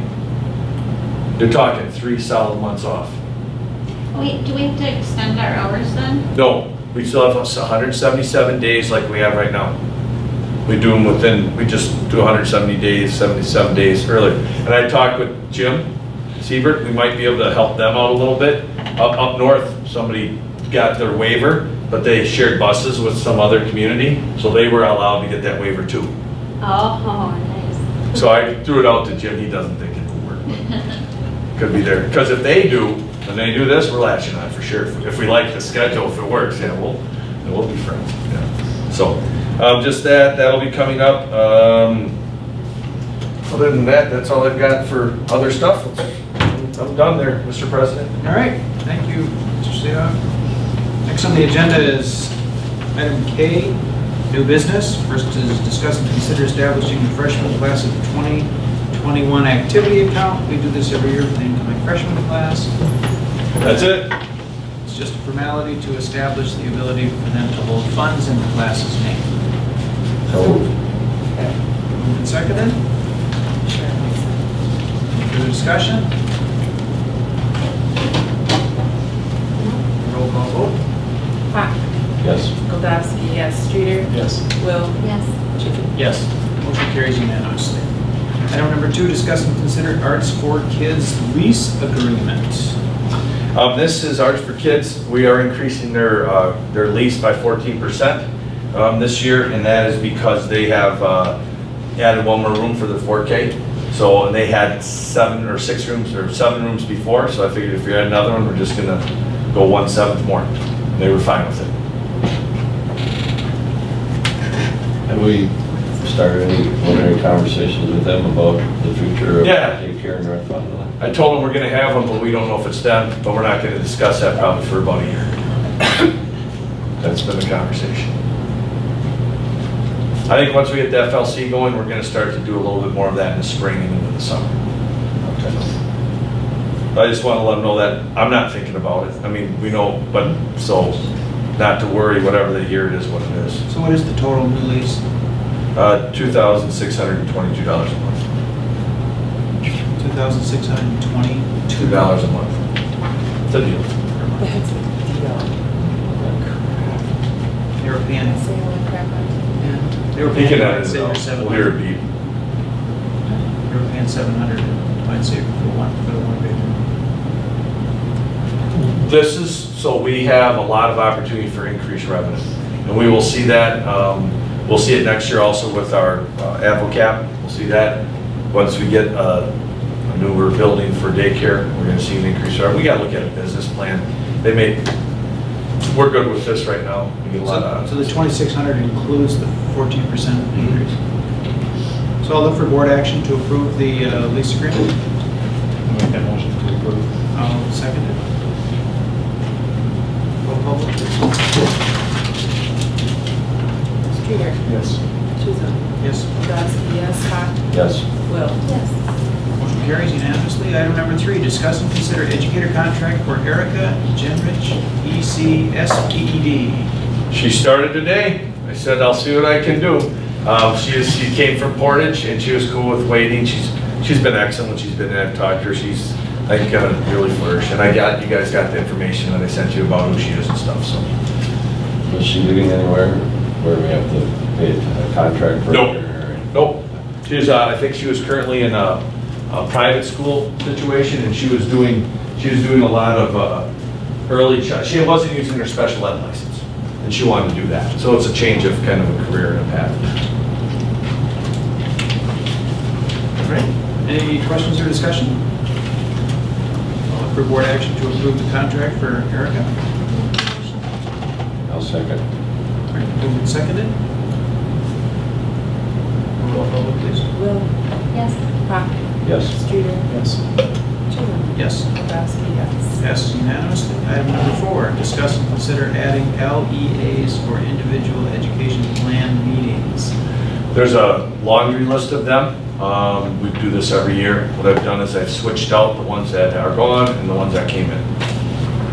And we've also included educators, special educators. We don't use them hardly any. We still try to make sure it's administrators, but with our population, excuse me, it gets very hard and get very thin, so we want to make sure we have the right coverage. Any questions? Discussion? I'll entertain a motion to approve adding the appropriate LEAs. I'll second.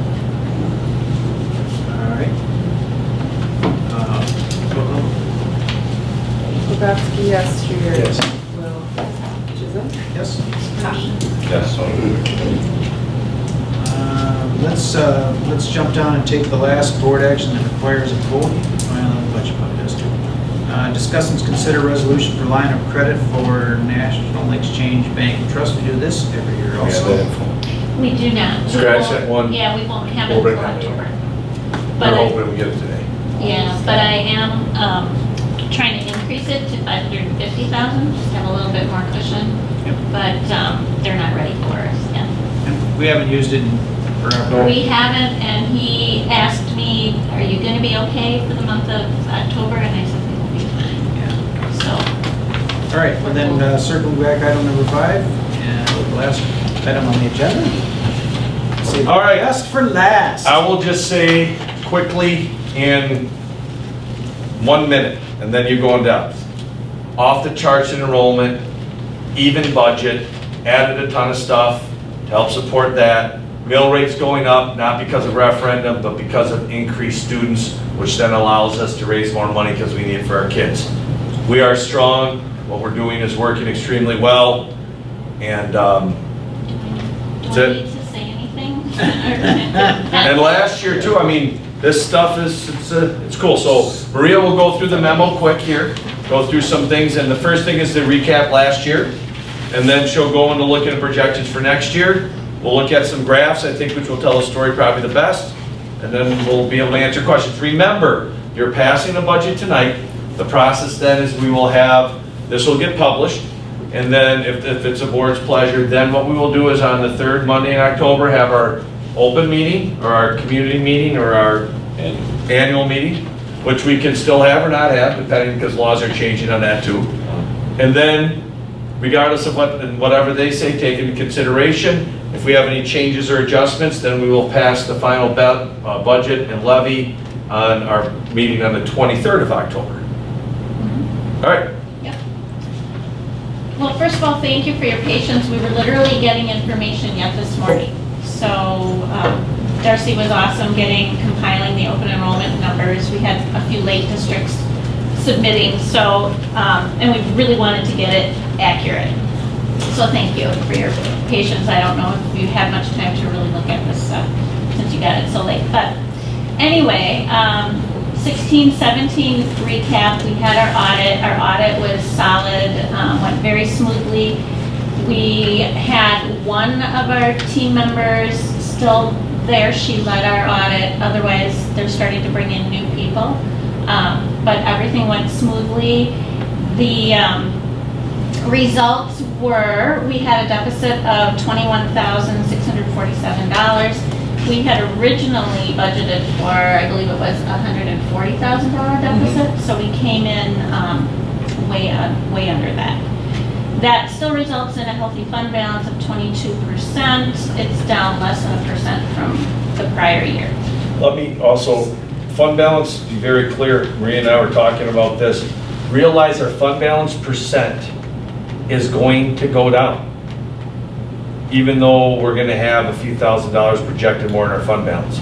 The reason that is we're going from like a $14.5 million business to about 60. And the percentage of that is different, so. So that doesn't mean we have a less amount in our savings, it just means the amount in our savings is a lower percentage because we have more in our budget. Like Maria said, you have a $200,000 house versus a $300,000 house and your savings doesn't change. Can it handle that? So. I just listed just some bullet points, just some of the successes we've had during the year. Obviously, we passed the referendum. We were able to maintain the $100, $200 health insurance deductible. Our partners at the Horton Group are amazed that we're still doing that. They said we are by far, in their book of business, the lowest. So it's great that we're still able to maintain that. We really take that seriously.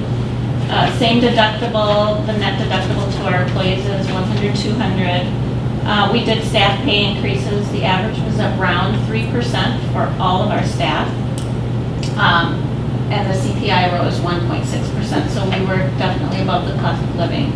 But many districts, their increase of, besides of like lanes or like if they do something value added, is a CPI, so. Yep.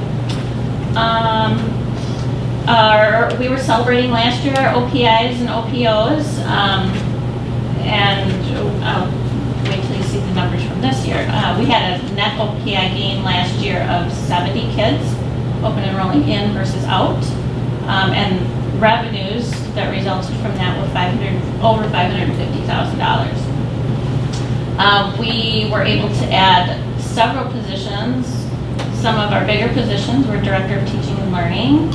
We added a Student Services Department. We added staff to that department, and we added furnishings to that department, and it's working great. We have Kayla, who also, she shares her time at the middle school office, and then she also works down here part of the time. We added some smaller FTE time. And the DINA students, the DINA students, we had a man too. We added, I thought I had him in there. You do, you have him as assistant principal, he's dean. Oh, okay. Same thing. Okay. A little bit. We added some math time in teaching. We added some time to the metals department. We added some time to the counseling. So with more kids, we've added more staff. Our technology education classrooms, we added some new hardware and software in there. So they're rocking and rolling in there. So that is a recap of 16-17. It was a very good year. Any questions on that? All right, if I'm going too fast, just let me know. So that sets us up for 17-18. And like I said, it's been kind of a whirlwind in getting our kids counted and finding out where we sit. There's still some things that we're waiting for from the state. We're waiting for the equalized aid, and the equalized values, which won't come till mid-October. So it might be late information for you again, because I would like to get that information in my report to you. Voucher students, we only had 5 in 16-17. We'll know what that number is. I would guess in a couple of weeks we should know that. And then we talked in depth about our health insurance renewal and the opportunities we have there. we can also self-fund dental. We haven't really talked a whole lot about that, but that, right now, our renewal rate for dental is 9%. Do you have that 9 in here? Yes, yes. It's budgeted in yet because we're still talking. So we could still see some more savings in dental. And then our state budget just recently got passed, so we have some answers to our questions there. Let's see. We are still, and we talked at our last budget workshop about how we've always budgeted very, very conservatively, worst case scenario. We've decided, now we've all agreed that we're still gonna budget conservatively, but more realistically, more toward trend, looking back 3 to 5 years and seeing what the trend has been, and then just trying to zone in more on that number to give us a more realistic budget. So I did that this year. I'm just not used to sitting. I don't blame you. Some of the highlights in the 17-18 budget, and Aaron, if you can think of any other ones, go ahead and jump in. But again, we had staff wage increases that were averaging close to 3%. We added a second school psychologist. We are planning to add some time to the district office, either part-time or full-time, depending on the insurance direction that we take. We added some teaching time in tech ed, in art, music, special ed, EL. Wherever our students are increasing, we're adding more support there. One of the things about tech ed, art, and music is there needs to be a place for kids to go when they have specials, and they're already taxed in many areas. But for the first time, nobody is traveling from FLC to ELC. So that gives them more time in the building to help serve the increased enrollment at FLC. And then the really exciting stuff is the enrollment changes. We went over the 300 mark for open enrolled kids in. We're actually, it says 302, but Darcy just told me at the end of the day that now we're at 303. So like I said, it changes from minute to minute. And it will change again in October when I report. So we had 70 last year and we have 90 this year. 92 plus. 92 net, yes. 92 net open enrolled kids. Now remember the cost, some are 12,000, some are 6,700 based on if they're special ed or not, in and out. So you can't just say take that number times X.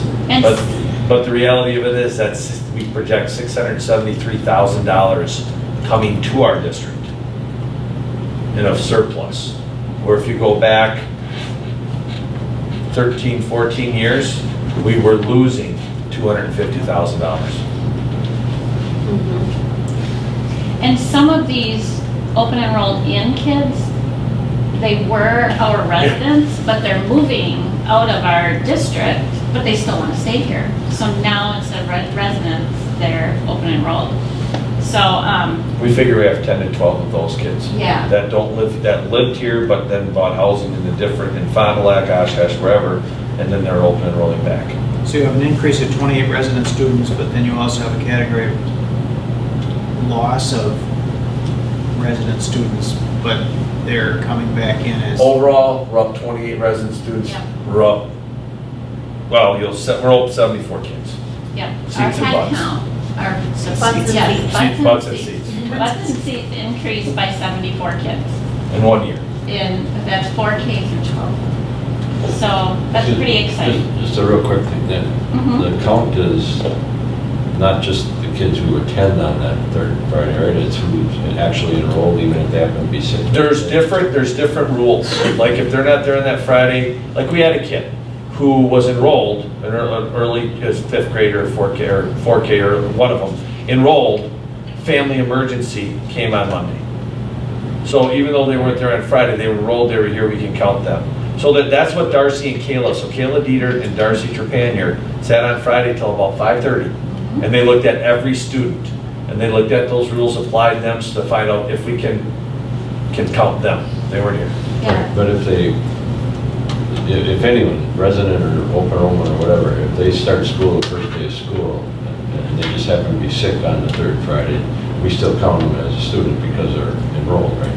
Once again, You don't have to have a physical presence. there's a variable. If you had a kid who started on the first day of school and then they were here for 3 days and they haven't been here since, and they're still gone now, and they haven't, we can't count them. Right, they have to be here before the count and after the count. Okay, I'm just curious. There's specific laws that they have to, There's that, exceptions, but the standard kid who just might be sick that day, Yeah. or Right. their parents And- might take a 3-day weekend to go for a Yes. last vacation. And the secretaries are really good about putting notes in their counts that way, so we know, we just make a judgment call on that. Otherwise, we Okay. would end up amending the count later if we strictly abide by the rule, by the DPI rules. But we figure, we know we're gonna be amending, so we might as well just do it now. our mindset is this. If we were ever audited by DPI or anybody else, that every child that we claim here, we could explain.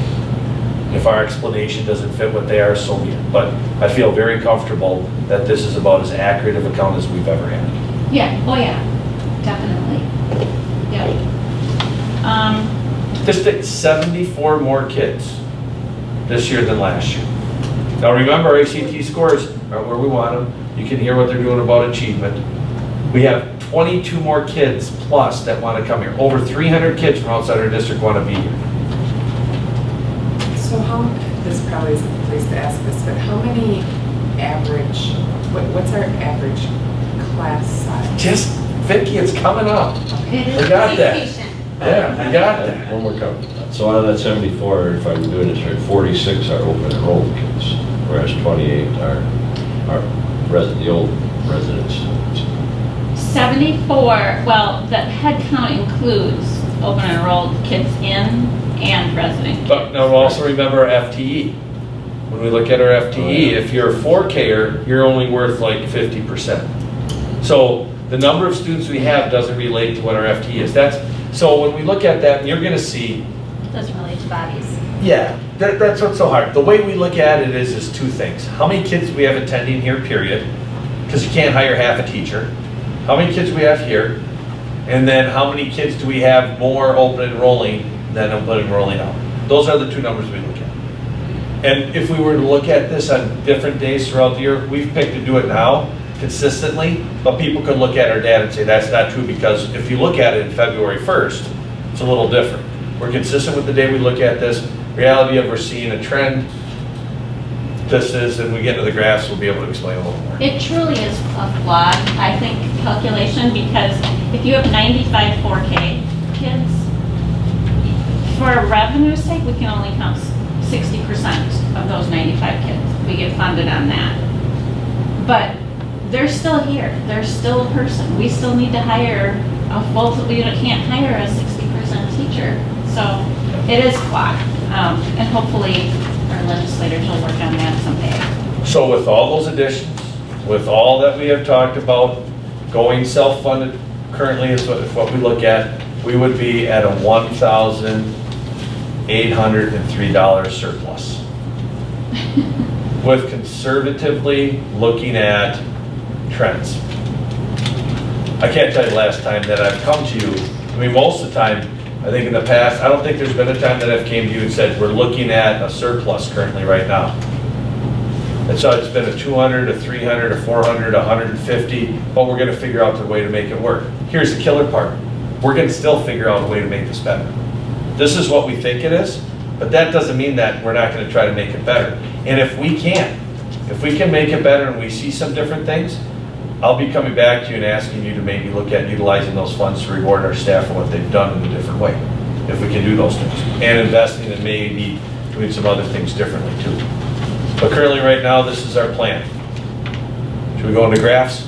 Yeah, I just have, I'm a visual person, so I threw some visuals in there for you. And to answer your question, Vicki, there's our class sizes in Right that here. yellow box right behind you.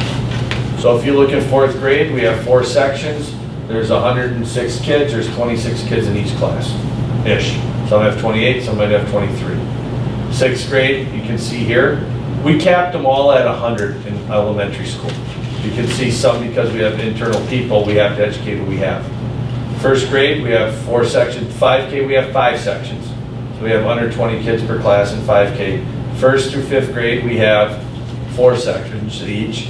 And then in 6th grade, And the high school, there's some classes that are 30, there's some classes that are 10.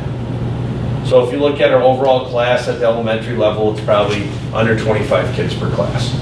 When we move into the new building, we might say, you know what, we're gonna add a section for kindergarten and for first grade and second grade, so we have 5 sections there, and then maybe 4th and 5th we do a split, or something, we can figure those things out. But this is what drives us to shut down open enrollment. Yep. And We had a contingency plan to add a 4-5 split teacher. Yeah, I mean, as community cares, or I don't want our class sizes to be huge. There's 2 things that are holding us back right now. Space. Space is number 1. The second one is, you know, like when we look at 5th and 4th grade, if we did a split there, you know, I'm not sure how that all would look. I mean, we're still, we've added instructional aids and help. We've also we're starting to add, I believe, as Adam and the administrators talked earlier, higher expectations and better programs, which keeps the kids on task more too. So, but that's one thing we'll always look at. That's what keeps us, if the classes are too big and people don't like it, they're gonna pull their kids. Space is a big one. Let's be proactive as much as we can versus reactive to that. I'll tell you what, right now, if we wanted to add a classroom, we have the room to add 1 section of something or split. After this year, we're gonna have the ability to add 1 section per grade level. And if we have to, maybe a split in a couple. But that'll bring in more revenue. If we go up in students, we can add more teachers. We'll have to. so this graph in particular just shows the resident students versus the head count. And right now, because our open enrollment is so high, our head count is much higher than our residents. Now, it was the opposite way back. It's easier to see on the screen because it's in color, but you can see way back in 2006-07, it was the opposite. We had more residents than we did head count because our open enrollment was lower. Because our kids were leaving. Yeah. So this is an amazing graph. Just to be totally clear, when we look at this, we went from, you know, having less kids attending here than what and remember, there's a 3-year average. So as we decline, we only see a third of that hit us. But guess when you're inclining. So next year, even if we're stable, we're gonna have an increased amount of money because we'll realize more of what we have this year. Okay, so next, do you have any questions on this one? Okay. And then this one just shows, we talked about the open enrolled in and out, and this just shows a visual of our ins and outs. That gap keeps widening at the end there. Once again, from 90 out to 72 in 07, 08, look at 300 coming in. We're actually lower in our going out than we were in all 15 and 16. 15, 16. Yep. So, This is where you're explaining your education. This is where we're gonna need something. I think I'll end up sending something maybe in the mail to explain.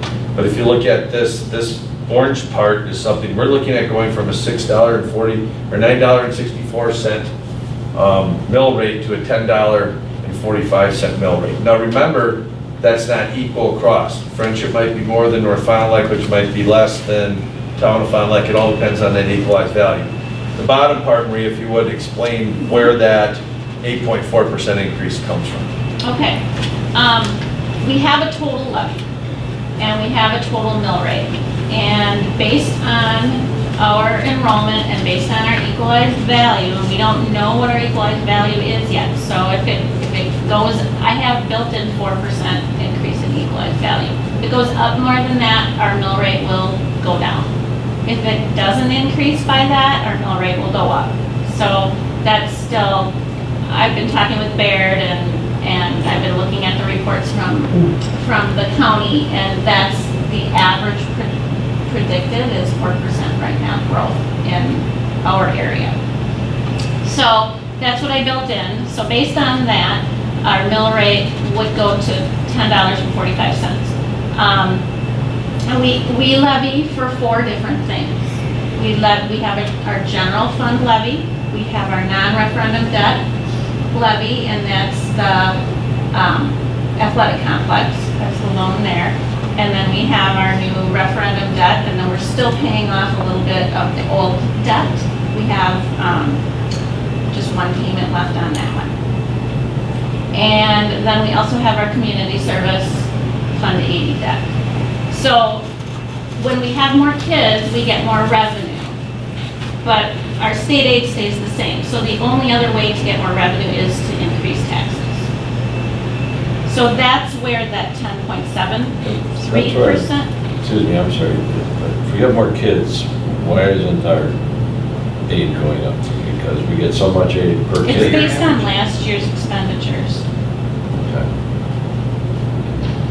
And we can't levy, so we're not levying for that entire student. So let's say that we get 70% aided.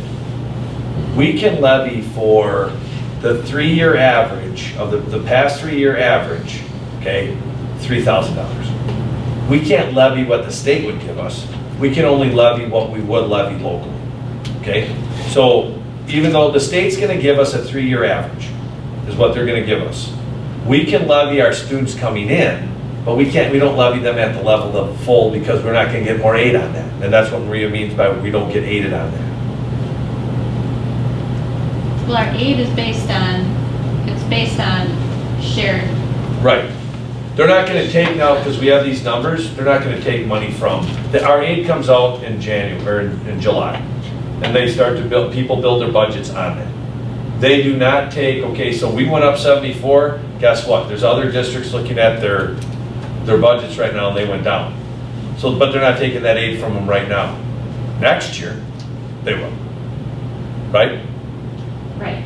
So, as an example, if this is why we do a budget revision in May, because we try to get as close as we can so that we can budget for this year. If now we had the audit and we had a $300,000 deficit for 16-17, in October they're going to tell us we're going to get more aid because we spent more than what we budgeted. It's all based on your expenditures. If we have a $400,000 surplus, they're going to lower our aid. So our final aid comes out in October after everybody has gotten their annual reports in. So, but it's always based on the prior year. It's when we decrease, when there's districts decreasing enrollment, it helps them. When you're increasing like we are, we have more kids, but we don't have equal revenue for each one of those kids in order to, so it hurts us a little bit, but I'd much rather be in this boat than another boat. So, but what we're being allowed to is because we have more kids, we can levy more because of the more kids. Okay. And we levy to the max as a rule. Yep. We maximize resources we can get from the community. Right. So But then how does that should impact next year then? Yes. If we have, say we have 40 new kids next year, or 20, the 70 will catch up, get the aid that we're not getting Yes. for them this year, and then hopefully then the mill rate goes down some. Could be. Depending on all the other. The one thing you will never get from us is recommending you that we have a surplus. Because if we do have money left at the end of the year, we have different funds that we can utilize it in, be it the 73 for our OPEB or be it the Fund 40 for building. Because we can definitely use those resources. So we figured out that as long as the rules stay the same. But the big key thing is that like right here. So if you look at our debt, it is going up for the referendum debt, we're going up 18 cents. Okay? Our referendum debt. So we had our referendum retire from building the high school, remember, and then we also built that Comfort Inn by over levying, remember? So right now our referendum debt is only going up 18 cents. So if we had stale enrollment, we'd have a deficit. We don't. But we have an 18 cents. So all said and done, when we said to the community, the community said we can handle a 44-cent increase, it's only actually 18 cents. So the $29.5 million is only actually costing 18 cents. And that's going to be consistent from now for another 20 years. So So 18 cents in 10, 20 years from now isn't gonna be as much. The rest of it, that 63 cents is because we have 74 more kids. But now, I mean, we like that we have more kids, but now if we're having to increase by 63 cents for our community members, that means they're paying for the people who are coming out of the district and into our schools. No, Okay, help me understand that. open 'cause I need to be enrollment, able to we get explain that. $6,700 for a regular education open enrollment student and $12,000 for special ed. We have, shut that down. That Okay. comes from the district that is sending them to. The district that, what's that? That's what I thought. Yeah. Our money, we have an increased enrollment of FTE, of kids living here. So you look at our 3-year rolling average of FTE, that's where our levy comes from. Last year, we had a reduction in FTE. So we actually had a reduction in what our mill rate was, but we maintained it at 964 and we over levied in 39 so we could pay that off. Remember? Because we had decreasing FTE. We now have increasing FTE. So what we're saying to the community is, you are not paying for Fond du Lac's kids. You are not paying for Oshkosh's kids to come here. The reason it's 63 more cents is that we had an increase of how many FTE here? We had an increase of. We had an increase from 1284 to 1312. So we had an increase of 1628 kids. 28 more kids from our school area are coming here. And because of that, we are able to levy up to X amount of money per each kid, a third of that. So we are seeing our average now, we're realizing about a value of a third of that. Right, so we're actually getting revenue limit on 1,298 kids, even though we have 1,312, because it's a 3-year rolling average. So it's the average of 1,299 and 1,284 from last year and 1,312 from this.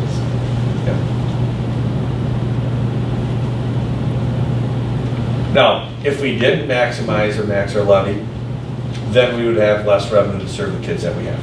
And a bigger perspective deficit. We'd have a deficit, because we can't get rid of our kids. And now we've only levied for what we've borrowed so far. So I just want to, be clear about that. Yeah, new change of plans, all right? Remember how we're gonna over levy in order to maybe create that window so that we could maybe look at if we need an operational referendum? We keep up with this, that's not an issue. Now also remember that we are at $9,400 per kid, so and the state average is 98. So we're even spending less average per kid here. The killer part here is that it's like we've got more family, we got more kids in our family, so we got to buy more food. And we can do that because we get an allowance for each kid that we have coming in from the community. We have more of our kids. With this FTE, we got people moving here that didn't live here before that are sending their kids here. We have 4K kid parents and kindergarten parents that are saying, we've never had numbers like this in 4K, ever. They're saying we want our kids to start in North Fond du Lac. We haven't had that. We're starting to see kids come back, especially at the high school and the middle school when they start to find out the opportunities that are here.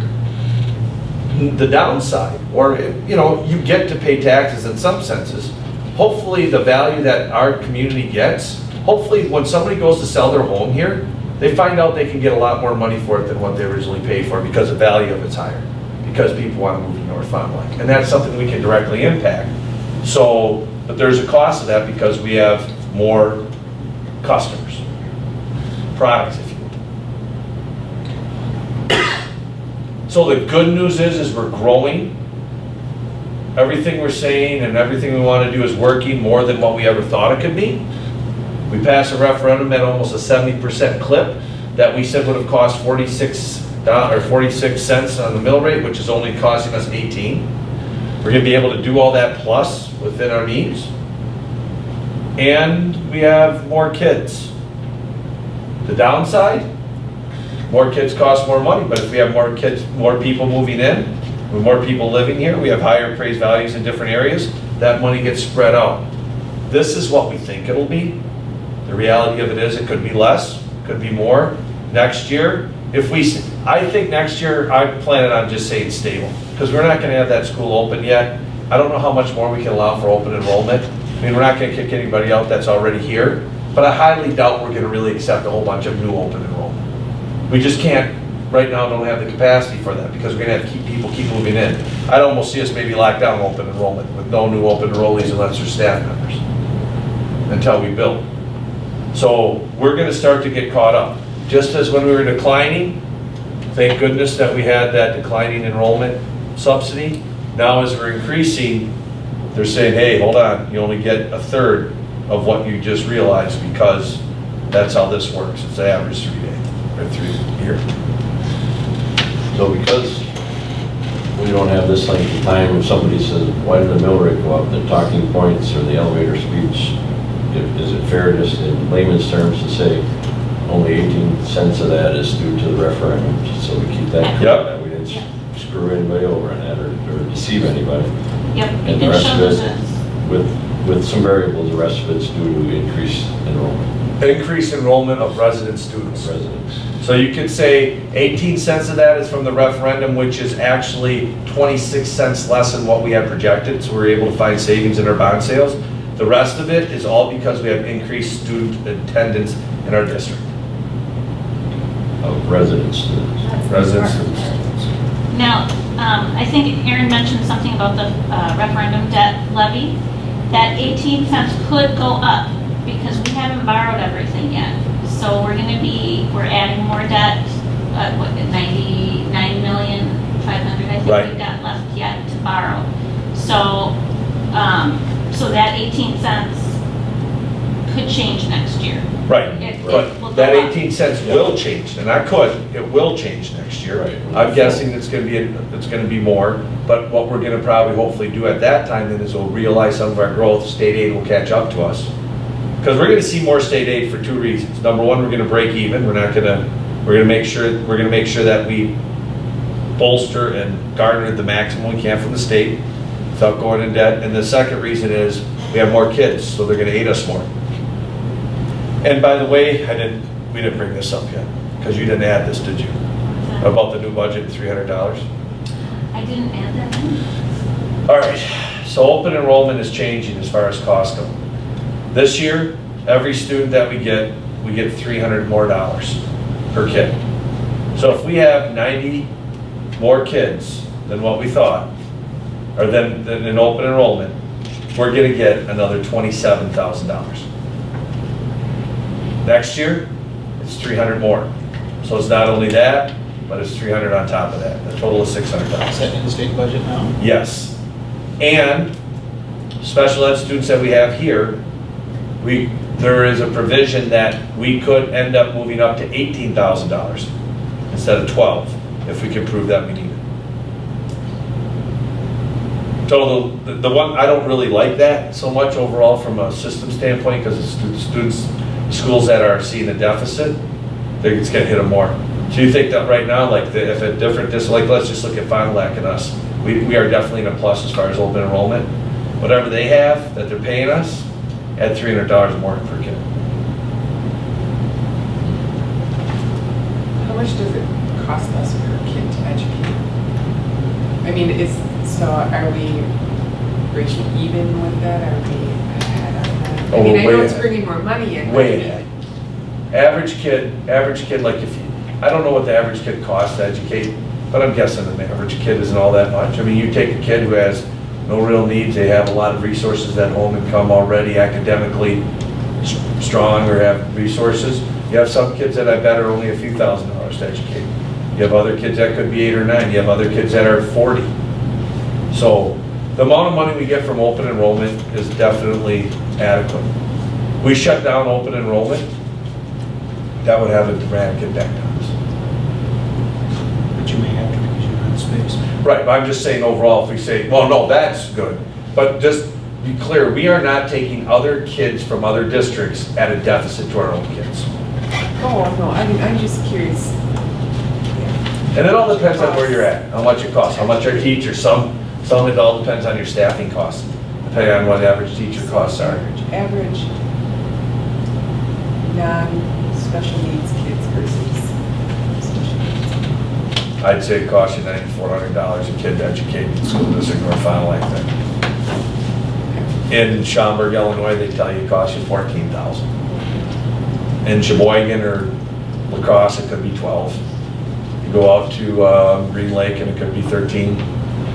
You go to West Bend and they'll say $7, or they'll say 7,900. There's a lot of different variables in there.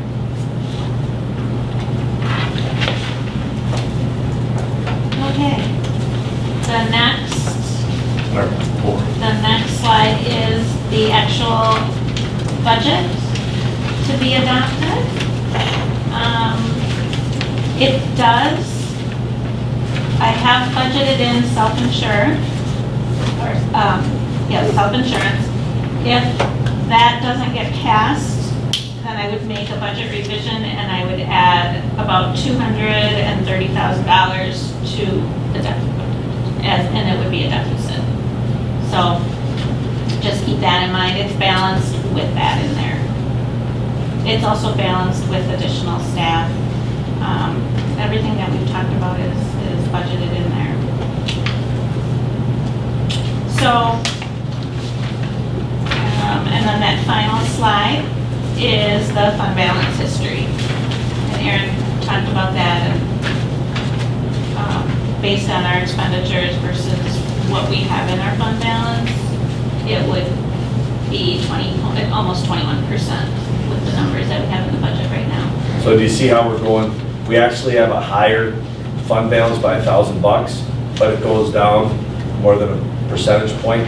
That's because we're going from a $14.9 million budget to a $15.7 million budget.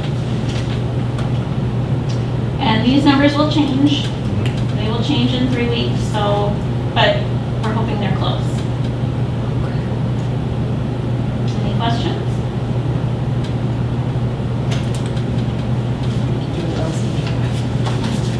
I have a very good... Easy.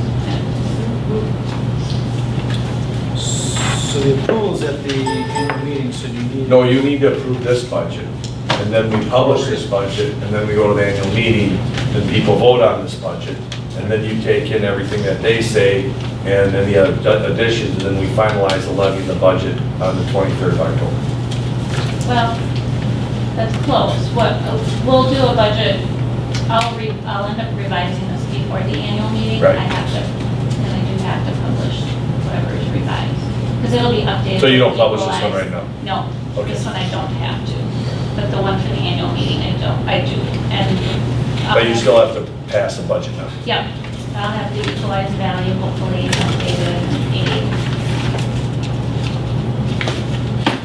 So any questions from the board members on the proposed budget? I'd entertain a motion to approve the proposed budget.